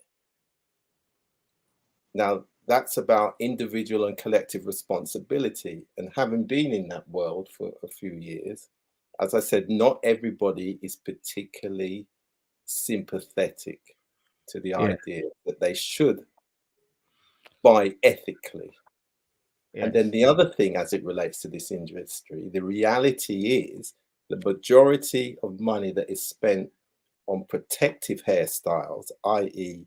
wigs and weaves, the source of that hair is Asian women's hair. So it's going to be obvious from a business and supply perspective, it's going to come through those channels and those communities to the consumer who is demanding that product. And that's the reality. And it's going to be like that for however many generations. So therefore one have to work together then, really. And that's it. A lot of Black people don't want to work together because we are the type of people that one want to be the head man, and it's like it becomes complicated because that's how come we just can't get together and say form one and do it for our people. Black folks want to be, you are the Don, you're the big one in that group, you are the one where it don't work. It don't work. Okay. Us out the room. Okay, I need to touch on some. Us out the room. I need to touch on some Jamaican issues now, you know, and as Diana said, we've got to do a part 2. This is just a part 1, and as Rudy Page say, we have to continue this conversation because one of the things that I realized, and I'm looking at the comments and especially on TikTok, it seems to be rooted that there's got to be a working together, isn't it? The Asians and the Black will have to work together, isn't it? They have to. But we did it before. We did it before, and there was a level of control and management. And but we live in a competitive world. Yes. That's just the reality. Yeah. All right, well, guys, I want to thank you so much for coming on. And Diana, I think you might want to stay on talk about the issue in Jamaica regarding Leicester. Leicester is coming on shortly. The Blue Dot polls. Sintich, thank you so much. Sorry. What is it? Sintich. Yes. Rudy got it just right away. Yes. She's my Congolese family. Yes. Thank you so much for coming on. And any last word, Sintish? I feel as though I'll keep saying the same thing. The Black community really needs to start asking itself, is it equality that we're looking for, or was it privilege that we're looking for? Because equality looks like being able to look at a Black woman and say her behavior was not okay. And privilege looks like going out on the street and protesting for a Black woman to steal without any consequences. In no way, shape or form should the consequences have been him strangling her. That was not okay. But because I fight for equality, and equality means holding both sides accountable, there's no denying that she pushed him to his absolute limit, and the CCTV evidence of that. So again, the Black community, we just need to ask ourselves, do we want equality or do we want privilege? If it's equality that we want, we need to learn how to equally hold each other accountable. And if it's privilege that we want, we need to understand that we're going to continue to find ourselves in the cycle of one race oppressing one race, then the next race seeking revenge, and the next race oppressing the next, and we're just going to keep going. And I'm sick and tired of it. And how can we follow you? Because you're making some controversial statements, and people are going crazy at you. How can we follow you on TikTok, or where you want us to follow you? TikTok. My TikTok is brown and bougie 0. My Instagram is _brown and bougie _. And you can also shop my jewelry. It's called Bougie. I have my own business, so TOOBOUGIE, and yeah. What you do after we finish just was WhatsApp those information to me, and I'll just let you roll. So before you when you go, just WhatsApp the information to me, and I'll just put it up. Okay. Yes. Thank you so much. It was so lovely meeting you, Michelle. Yeah, it was so nice meeting you, Michelle, Rudy, and Diana. You've been lovely to speak to. And please all go to derekclement.com if you want high quality products for natural hair and good scalp care and skincare. derekclement.com. Okay. Awesome. Everyone. Thank you. Thank you. Silburn will put that up also, Yes, right? I'll put it up here. Thank you very much. Who's gonna stay? Is that Lester Holloway, did you say? Yeah, that's Lester Holloway. Yes. I haven't seen him for 100 years. I'm gonna He stay a probably little doesn't bit even with remember Lester. me. He probably doesn't even remember me now. I'm gonna stay a little bit with my friend Lester. It was kick us. It was kick out. It was a minute he keep coming in and So Lester Holloway, do you remember me, Rudy Page? Yes, I do remember everybody. Long time. No, Holloway. Lester Holloway is an editor for Voice. You know that. That's Lester. This is the original Lester, the Gaza. You know this. This is the Gaza. Rudy? Yeah, long time. I knew him long time ago. Yeah, the same Lester, yeah? Yeah, same one. Same one. Rudy, are you gonna say, yeah? Okay. Well, I can stay a while. Why not? Yeah. Well anyway, what I wanted to bring about is that there have been different polls which has been going on in Jamaica, and I think some polls before I showed the PNP at Mark Golding was leading and everything like that, and there's a new poll now which is sort of saying something different, and I just wanted to drop it in because Nationwide does something called the Blue Dot poll, and it is showing. It is showing a different thing, and I don't know if Lester can actually set it out. I got a couple of pictures that Lester put up. Lester, what is it saying? Is it that Andrew Holness is leading the way for the next election? Yeah. Good evening again, everybody. Good evening to your viewers and listeners. Yes, that's what the poll is reflecting. I must first say this because I have to be true, 100% true. I don't like polls. I don't really believe in polls because who pays for the polls get the results that they want. Yes. Right? Let's just say first. Right? That's how polls work. And the sample size and all of that matters, and where the sample was taken, what time of day. So there's a lot of factors in polls.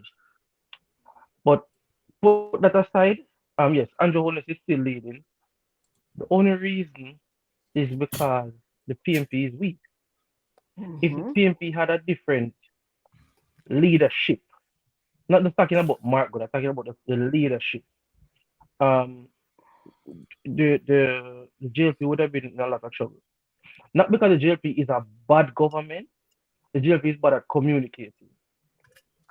Very, very, very, very, very bad at communicating. And I've told them that personally. But what this last poll is kind of giving a more accurate depiction of where the society is. You know, what is very alarming is that the second most popular person on the poll is not a sitting MP, which is Damien Crawford, right? Now, this is screaming something to the PMP, and they're not listening. And that's the thing. Now, if he is the second most popular person, politician in Jamaica, that the poll has revealed, just imagine if he become party president of the PMP with a plan like that.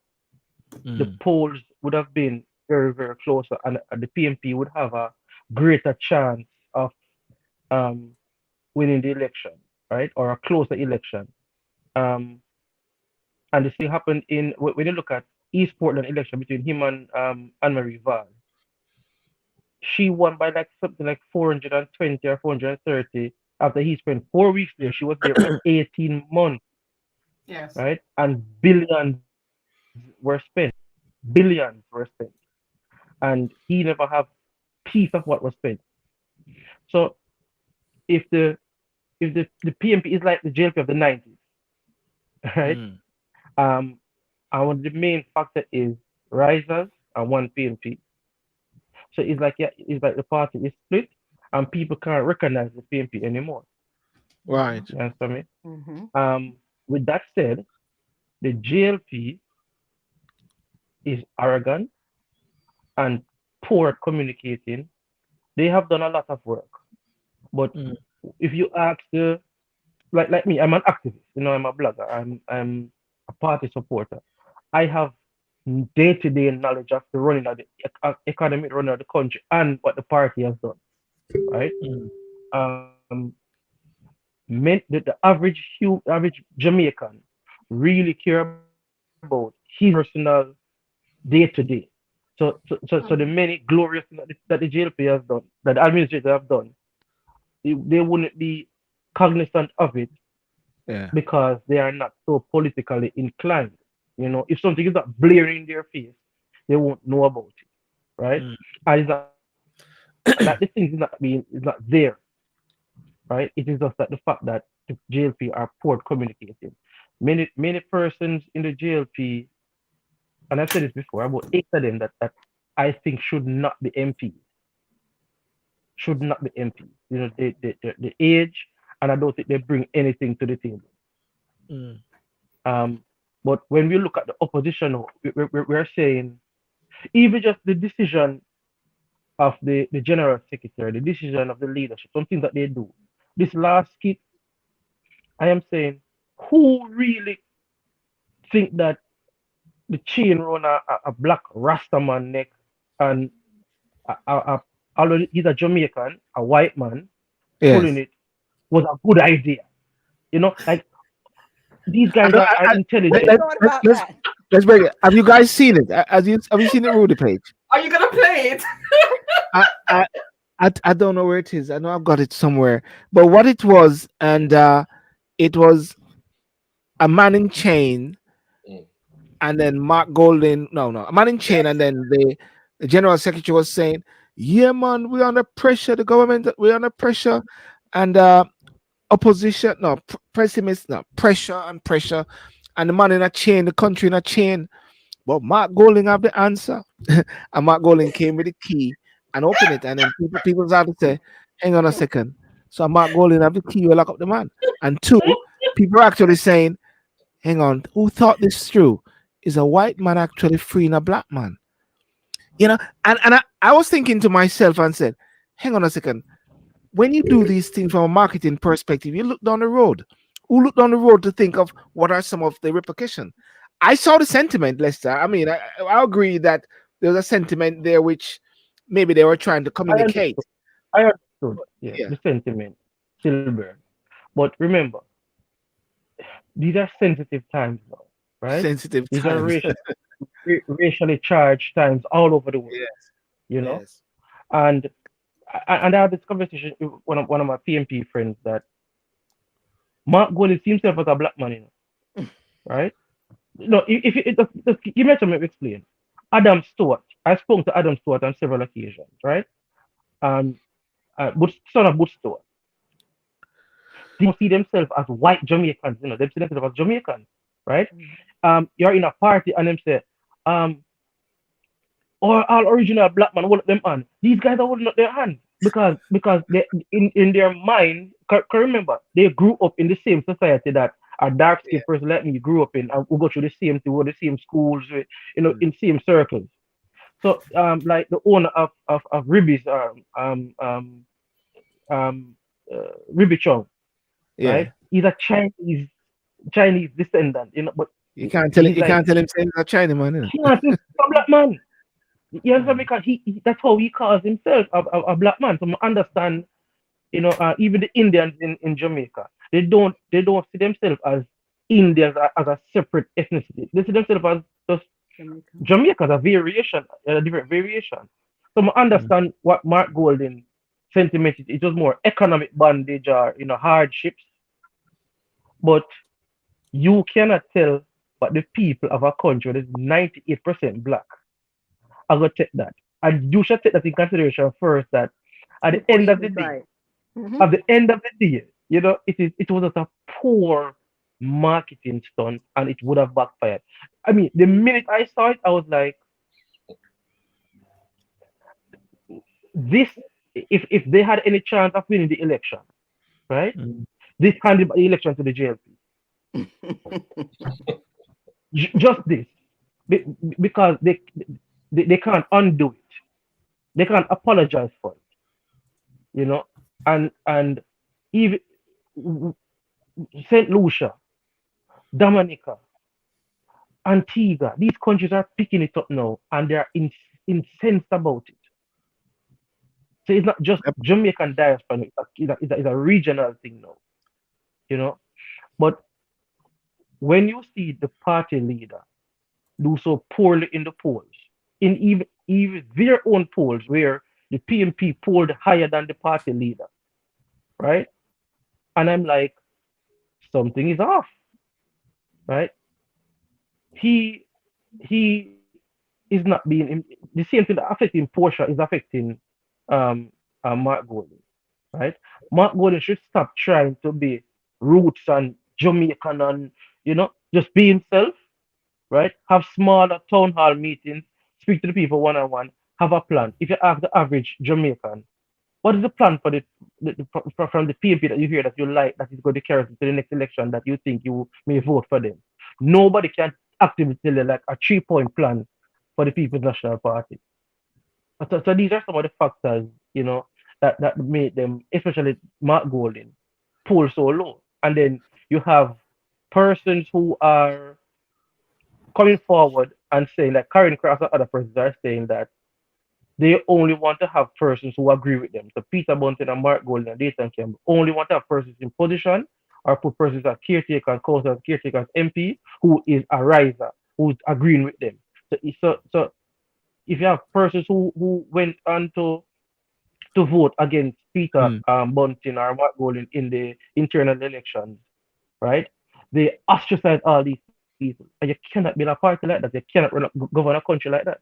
In the JLP, we had our own internal elections and we had fractions, but you never had a name for Shaw Camp. It was just Ardley Shaw Camp and Andrew Holness Camp, but it was still JLP. When you have a name of Risers, you're now erasing the fabric and the identity of the PMP. So are you saying that still exists? That still exists very strongly. The Risers and the what do you call it? The Risers and what's your alternative? Risers and what? One PMP. Yeah, it is still strong. Yes, they don't even talk to each other. That's how bad it is. One of the questions I want to ask the board, sorry, Lester. I didn't get your name. Lester. If we are, and I hear you and I really understand and agree with your commentary on what is happening politically in terms of the parties. But if we are, yes, what Mark Golding did was he wasn't aware of the temperature in the country, and it was a stunt that backfired, and we all see that. But when we are now picking at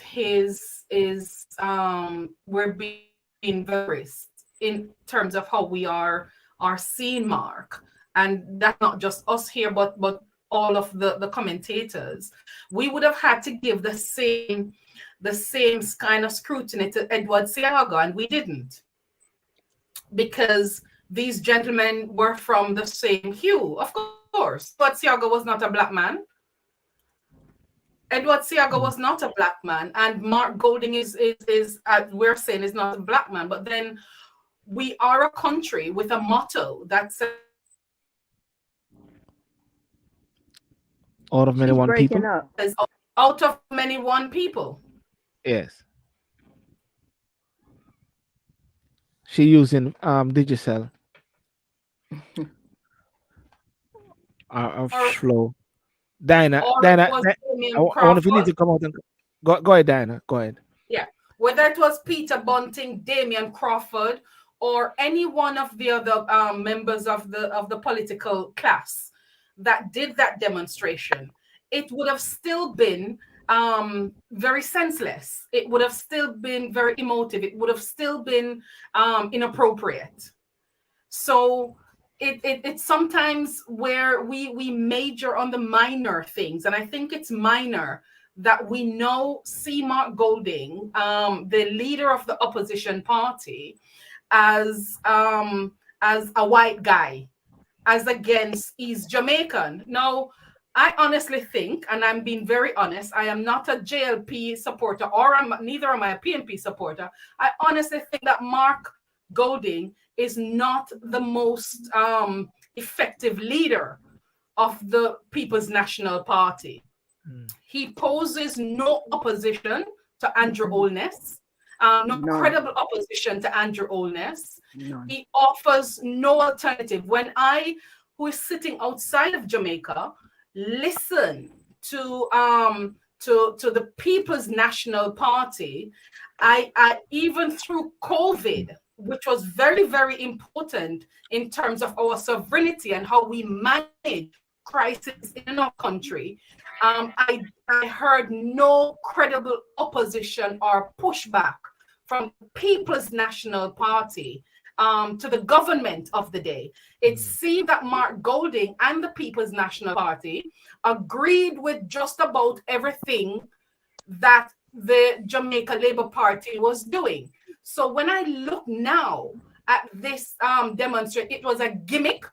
It was tasteless.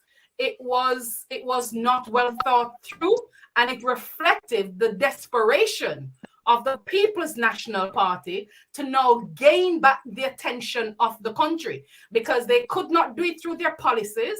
They could not do it through their leadership. They have not done it through their manifestos. So they went down to the road of gimmicks.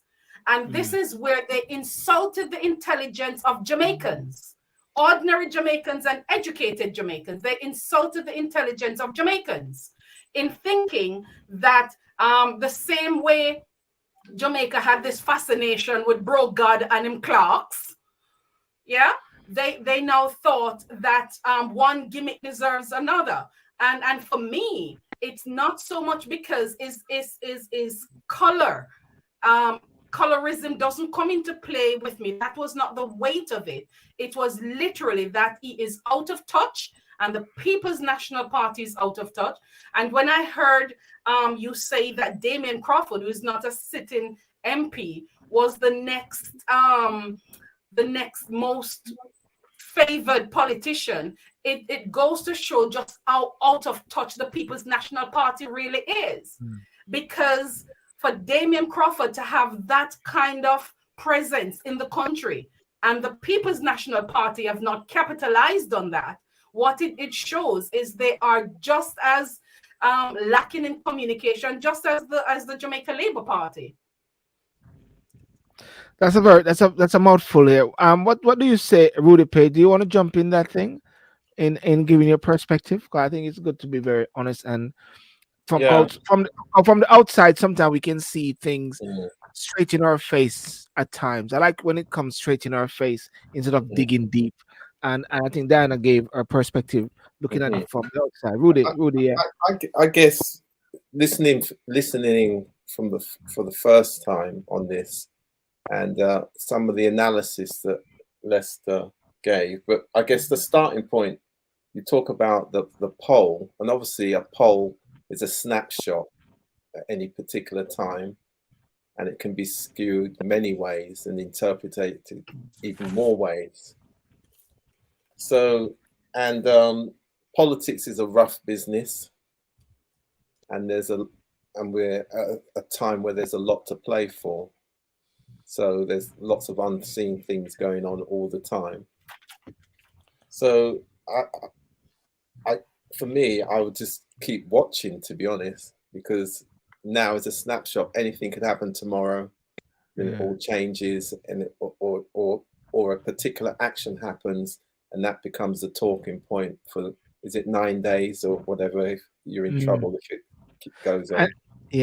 Thanks, Rudy. And before I go to Michelle, because Lester also pointed out that he doesn't like polls, and we have seen where polls are very deceptive in the UK, especially coming on to Brexit. You remember, Rudy? There was that quite, and even the previous elections where everybody thought that the Labour Party would have won these, but then there was this silent majority that just they just ignore polls, or they said the wrong thing or whatever like that. But when the figures came out on that night, when Dimbleby came out and said this is a situation, it took everybody by surprise. There's a silent majority that came out and actually say something. Michelle, what's your take on Jamaica? And I'm along with my friend Lester today. you what? What? I'm going along with my friend Lester today. You're gonna go alone? What?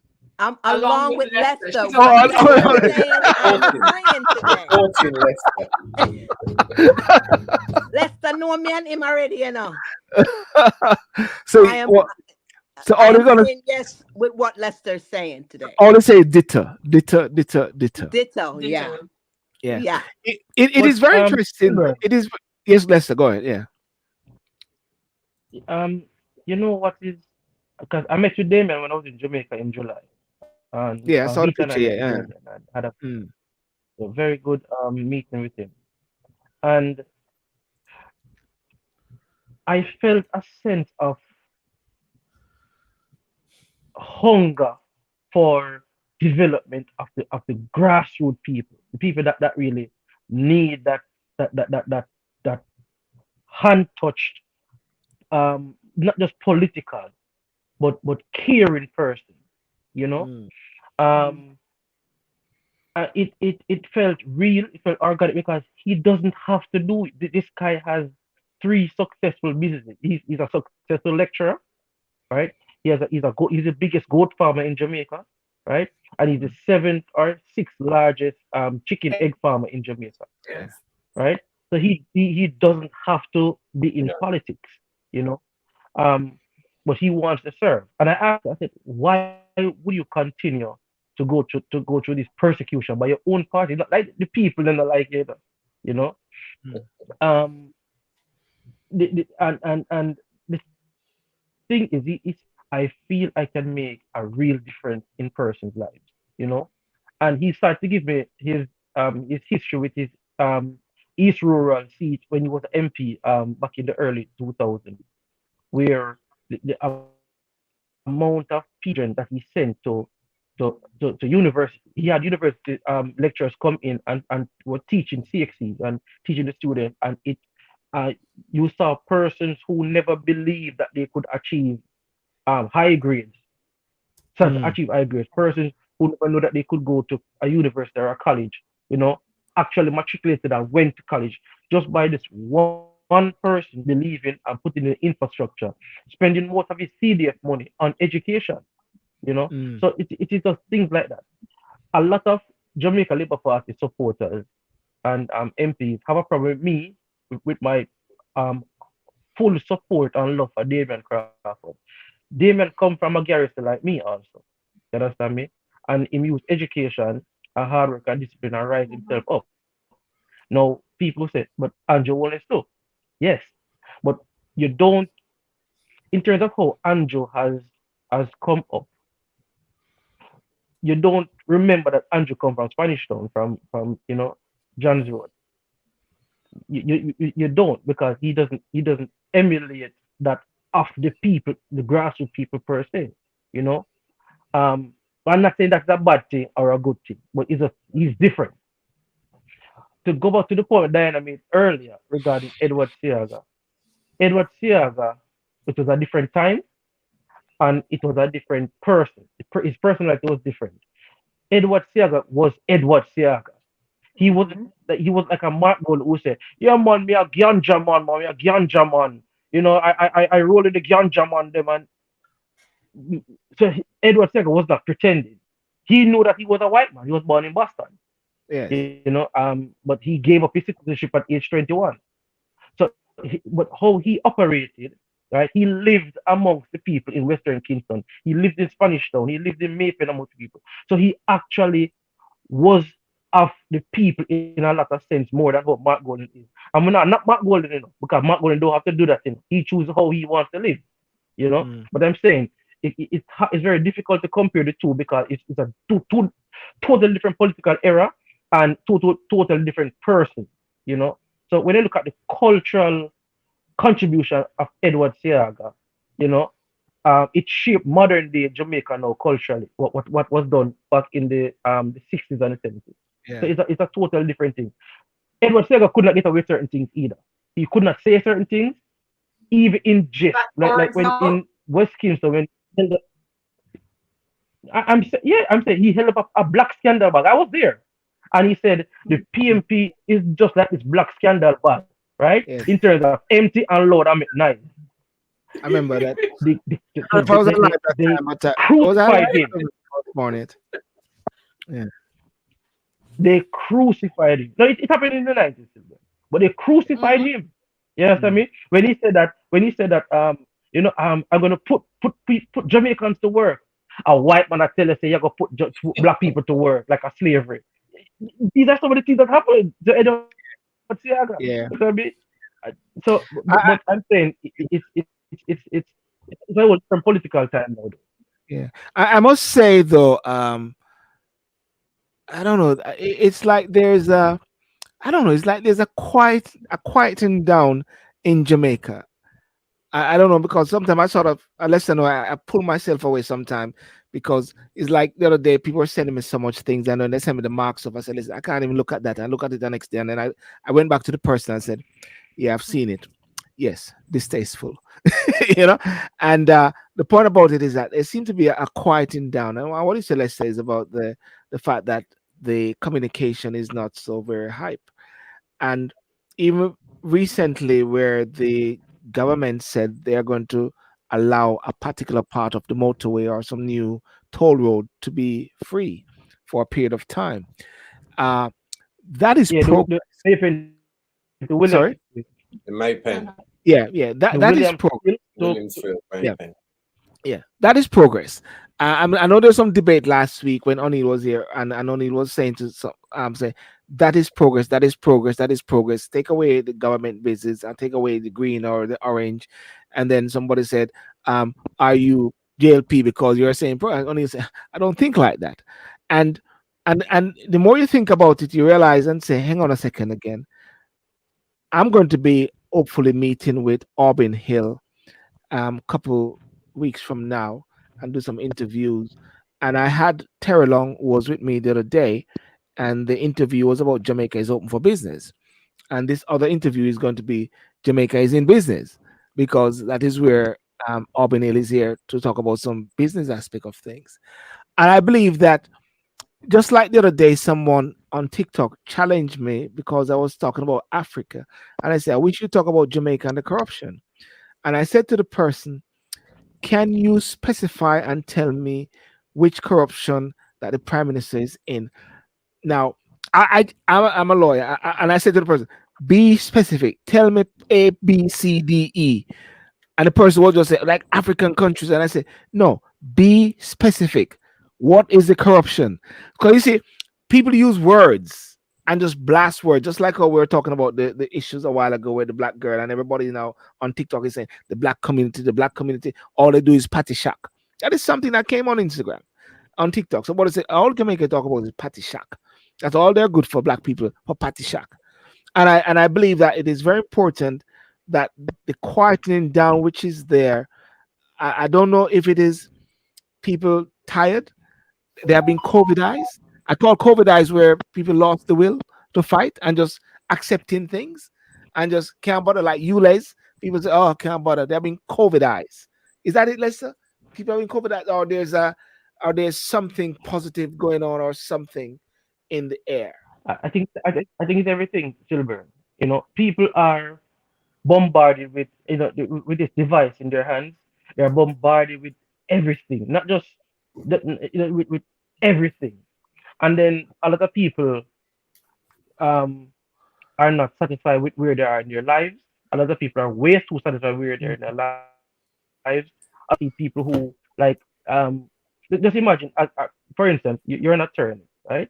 Mm. And you went to school and you honed your skills and you work hard, and you just have a TikToker come and just do some gimmick or whatever, and this person start driving a Rolls Royce. You understand me? Mm. So you look and you say, so what am I going to law school for? You understand me? You have so much things coming at you that a lot of time people they don't know what to do anymore. Um, but Silver, the thing with Jamaica, and a lot of people might say it's because I'm pro JLP. No, Jamaica don't have sorry, Jamaica don't have such a high corruption when you think of it. in comparison to other states, right? Sorry, it's just that Jamaica is small, right? And we as Jamaicans view Jamaica and we view certain things in a particular way that we think that sorry, we think that it shouldn't go so. Drink some water. Drink some water. Let me just say bye to drink some water. Rudy, thank you so much for coming on. I know you got to leave. I promise you that I got to leave. And all the best. And we need to follow up on the Windrush factor as well. Yeah, definitely. Yeah, definitely. Great. And any last word, Rudy, before you go? Yeah. Just Let's say, get the water. Yeah. Good to see you, Diana. Long time, Michelle. Good to meet you for the first Good time. to meet you as well. Seeing and hear you. I guess I'll leave you with one question. I guess is that are more people going to vote the next election? We're hoping so. No, You don't think so, Lester? No. Okay, Rudy, we're gonna pick up on that one with Lester. Yeah. All right. Take care, Rudy. Cheers. Lester, pick up on that question after you finish your point. Yeah.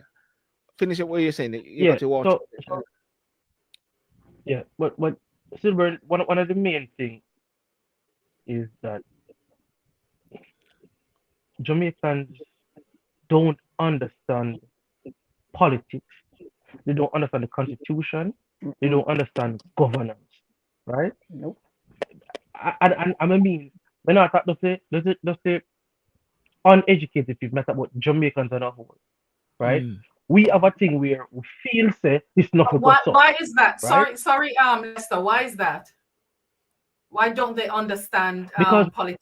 Because and unlike in the United States or the UK or stuff like that, we have a very low education, right? Very low education policy.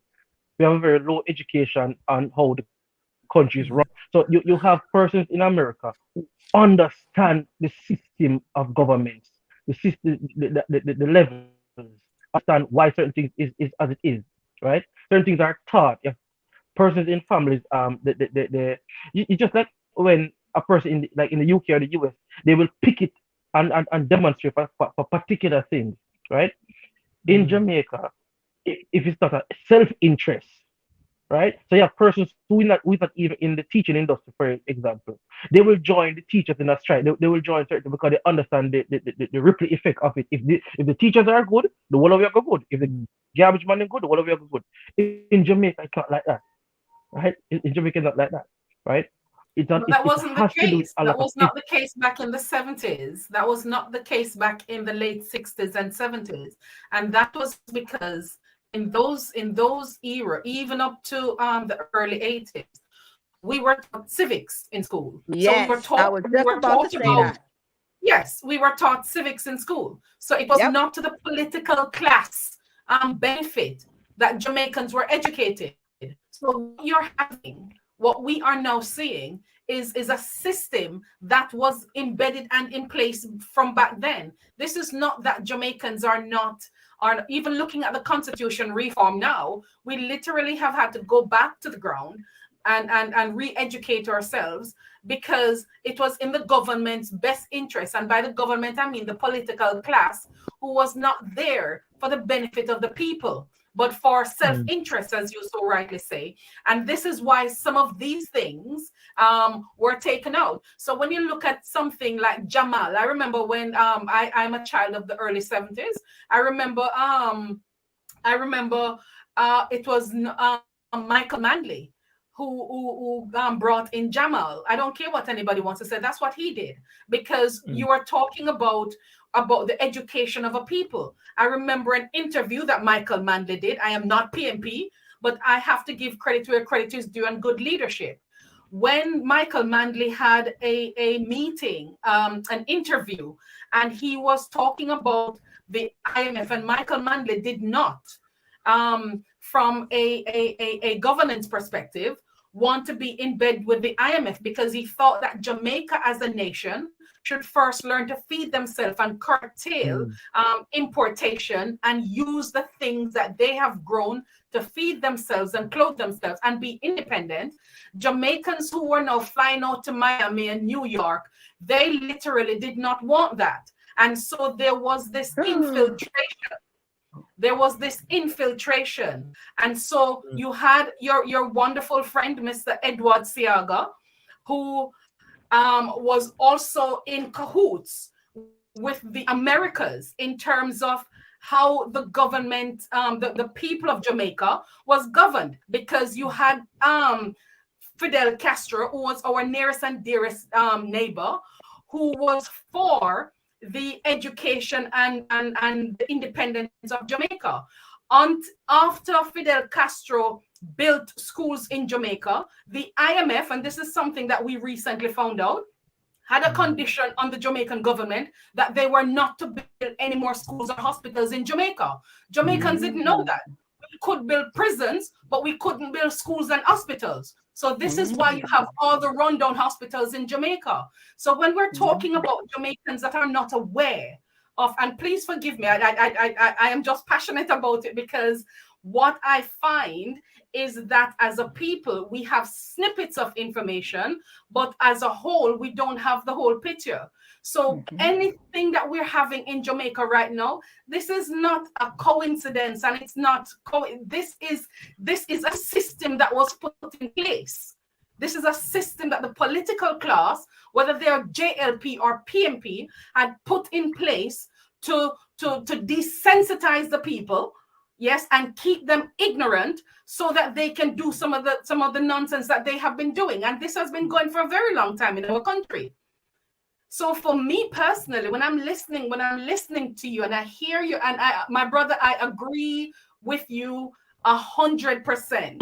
But my hit back is when we're saying things like Jamaicans don't understand how the government. Yes, we do.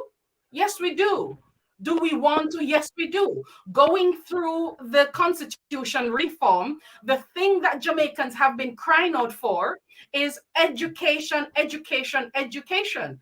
Educate us so that we understand the constitution. And if you can pinpoint to me where the government has strategically put in place things that should inform the people so that they can make an informed decision about this very crucial matter that we are undertaking right now. And it's not because, education. No, it's because they know that if you give them the information, if you're giving the people and elevating them to a point of knowledge, they are going to make choices that are not in the benefit of some of the political class. So education is not necessarily, just like crime, it's not to the benefit of the government to solve these things. It is not whether PMP or JLP, it is not to their benefit for Jamaica as a whole to solve these things. Well, Diana, someone, sorry, they would be accountable. Someone on TikTok just says, not everyone wants to understand. Listen, we're not going to talk about 100% of Jamaicans. We know that is not everyone wants to understand. But there are those Jamaicans who, and I have seen, I remember when you had the increase in these wicked increase in salaries, when I called a friend back home and I said, hey, this is happening. And she said, listen, don't let the media fool you. We are mobilizing ourselves because we are now awake. So you have a class of Jamaicans, people even in the ghetto areas that are becoming awake. But the interest is not to give them the knowledge. Yeah. That is the interest, and that is something that we need to address. And that's just it. They need to put back civil courses in school. Well, that's what they need to do.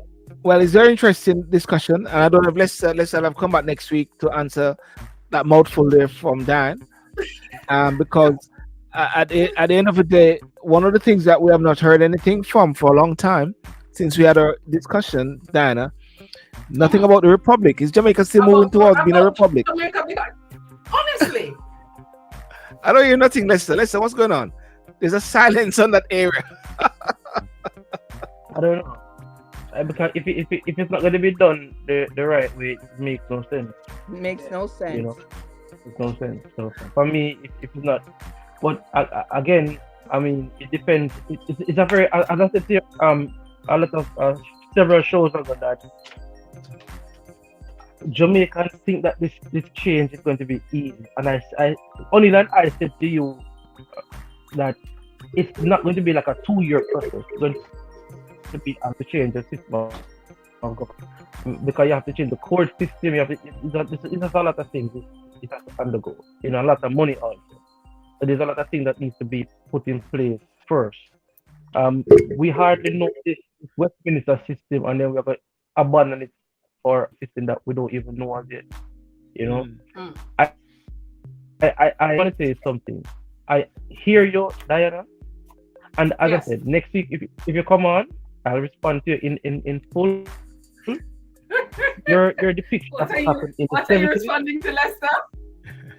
No, you said a lot of things. You know, I have a photographic memory, so I remember, but it's a lot. What I'm saying to you is that it is not as black and white as how you say it, and I understand that we're a program, and it, But one of the things is that you can't have a country that's 10 years old, right? And that is not self-sufficient at the time in 72, 73, and then you sided with the biggest enemy of your greatest supplier, greatest trade person. You know what I mean? That is not sensible.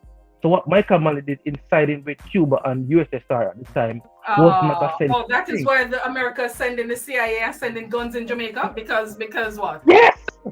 Because so because hold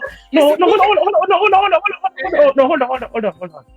2 USSR submarines, Victoria Pier, right, and Pier 1 in Montego Bay, right? 2 USSR nuclear submarines.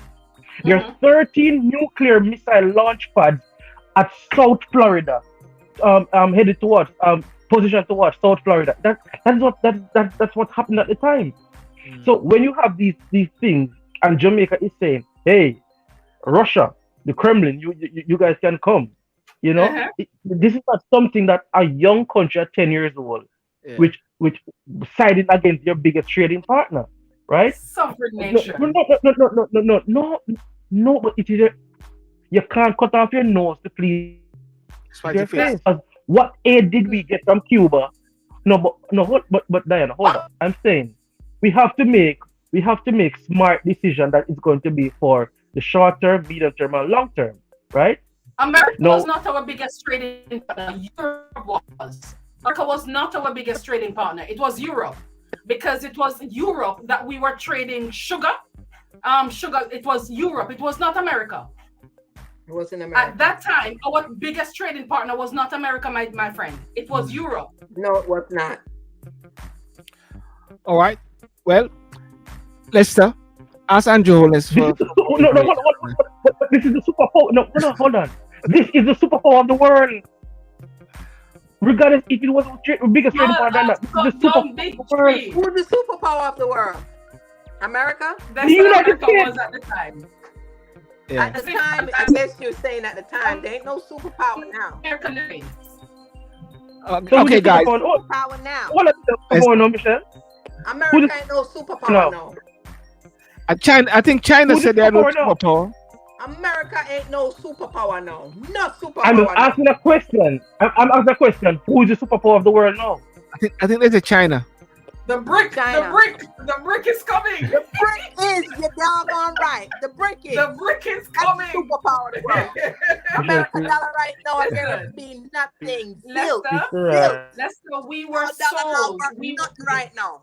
We were sold a story that was planted and well packaged for us as Jamaicans. And well packaged, yes. So I please forgive me, but I do not. We're looking backwards now, and we need to learn the lessons of the past, so that we don't repeat those mistakes and go forward. Nobody's afraid of America. Diana, you and me in England after 12, bedtime for it. These guys are in a. Oh no! Lester. Lester. You're also here. It is Michelle. Michelle is on a high. No, he's in. Where they again? It's Brussels, the Belgium. I'm in the kingdom of the Netherlands. And Damascus.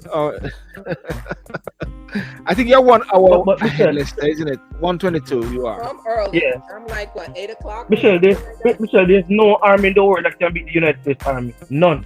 Listen, listen. I'm telling you. Listen, I'm a political figure and I cannot discuss these things on Silver's show. No, thank you. I'm telling you, there's no army in the world can beat the United States Army. None. Hey. They don't even have resource. I think America with a very strong leader, like Trump, it's but with Biden, they fall asleep and stuff like that. I don't think it. But that's true. No, but what I'm saying, the United States have like 54 or 64 bases around the world. There's the only other army that have multiple bases around the world is Russia of 8. Yeah. 8. My superpower. nephew worked for Lockheed Martin, one of the biggest military thing here in Florida. Who's that? My nephew. Yeah. He worked for Lockheed Martin here in Florida, big and night. And it's the defense, where everything. And he told me, he said to me that the America, the military is one of nobody can touch for them or whatever. But America's not the superpower no more. It's no more. Yeah. All right, guys. Losing that. Let's talk next time. Well, thank you so much for coming on. Let's thank you for that bit there. Let's talk about the public next time. Speak to Andrew. I see Christopherson just came on Instagram a while ago. Diana, you go sleep and get your Flow or Digicel. I don't know which phone you're using because the Wi-Fi got bad at some point a while ago. Idiot Sky. You need to go mash it up like the girl. I thought you're using Digicel. Listen, quickly. What was your view on that issue regarding the young lady in Peckham? I don't know if you saw any of the clip of it. If you didn't see it, don't worry. I saw the video. Silver, anything right now, a lot of people might be upset with me. Anything black people get them for taking off. We don't want to build our own community. Right? Because we want integration, we want to live with white people, we want to live like white people and mix up yourself. Them things happen to we. Right? We need to build our own community. The worst thing happened in a United States was 1964 when the Civil Rights Bill make we stay segregated. Because when we were segregated, right? If you look at Tulsa, Alabama, millionaires. In the 1930s and 1940s, we had more black millionaires than now. More black millionaires in the 1930s and 1940s than now. They pulled together that time. Isn't it? I like Leicester. So Leicester, what happened to the black millionaires? What happened to them? They were killed. Yes. A program that needs physically and monetarily. Yeah. Their places were burnt down and their businesses were burnt down. Yeah. And do you know a program that we need to do? Is how did they lose it? We talk a lot about kings and queens. We were this, we were that, we were that. We need to trace how these things were lost. A lot of things were lost. The towns in the US, especially the US, they were flooded. Yes. There's at least 14 towns that were flooded. Black towns that they were flooded. There's a lake named Laurel Lake or something like that, and that's what they did. They flood the town. Couple towns they flooded with water, and they made it a lake. Of them. Yeah. Yeah. You know what's starting to happen now? A lot of people, when they go to that lake, they die. People go in there and they die, and they're saying that it's the spirits them are pulled on people under the water. That's the lake that Usher little son died in. That same lake that they built. They dumped water on that 2 towns. I think it was like 2 black towns in Georgia. Yes. Yes. Successful town. This was the great USA. This was the great USA. The great USA. That's how come I always said for years, I always said, even Dr. Martin Luther King realized it after he was trying to get us integrated. After a while, he realized that integration wasn't it. We should have stayed separated. Yes. Yes. Okay. We had our own. We had our own stuff. But guess That's what? why much of The it, little boy, black people them want to test out what the white people them have. And guess what? And guess what? All It's the time beyond others, the go. all the others are still segregated. Huh? All the others are still segregated, are keeping themselves together, isn't it? Is it? All right. Let's leave that one right there. We follow that one up about everybody's segregated, but we are talking about integration. Diana, have a good night. And you. Lester, peace out. Diana, Bye, guys. good bless. All right. Blessings, guys. See you later, guys. Power to the world. How's the wife, Lester? All right. See you later, Dan. Cheers, guys. Bye-bye. All right, Lester. See you, Dan. All right, bye-bye. Take care. Take care. Take care. Okay, bye-bye. Well, ladies and gentlemen, I want to thank you so much for joining tonight. Not going to give a wrap up, except just saying thank you so much. Those on Instagram, those on Facebook, those on YouTube. You can watch the full show on YouTube, where we discuss the whole thing about Peckham, about the black hair industry. We had Rudy Page, who came on earlier. We got Bougie, also came on as well, from TikTok, which I met, and talking about the issues regarding Peckham and about the black hair industry and who controls the power.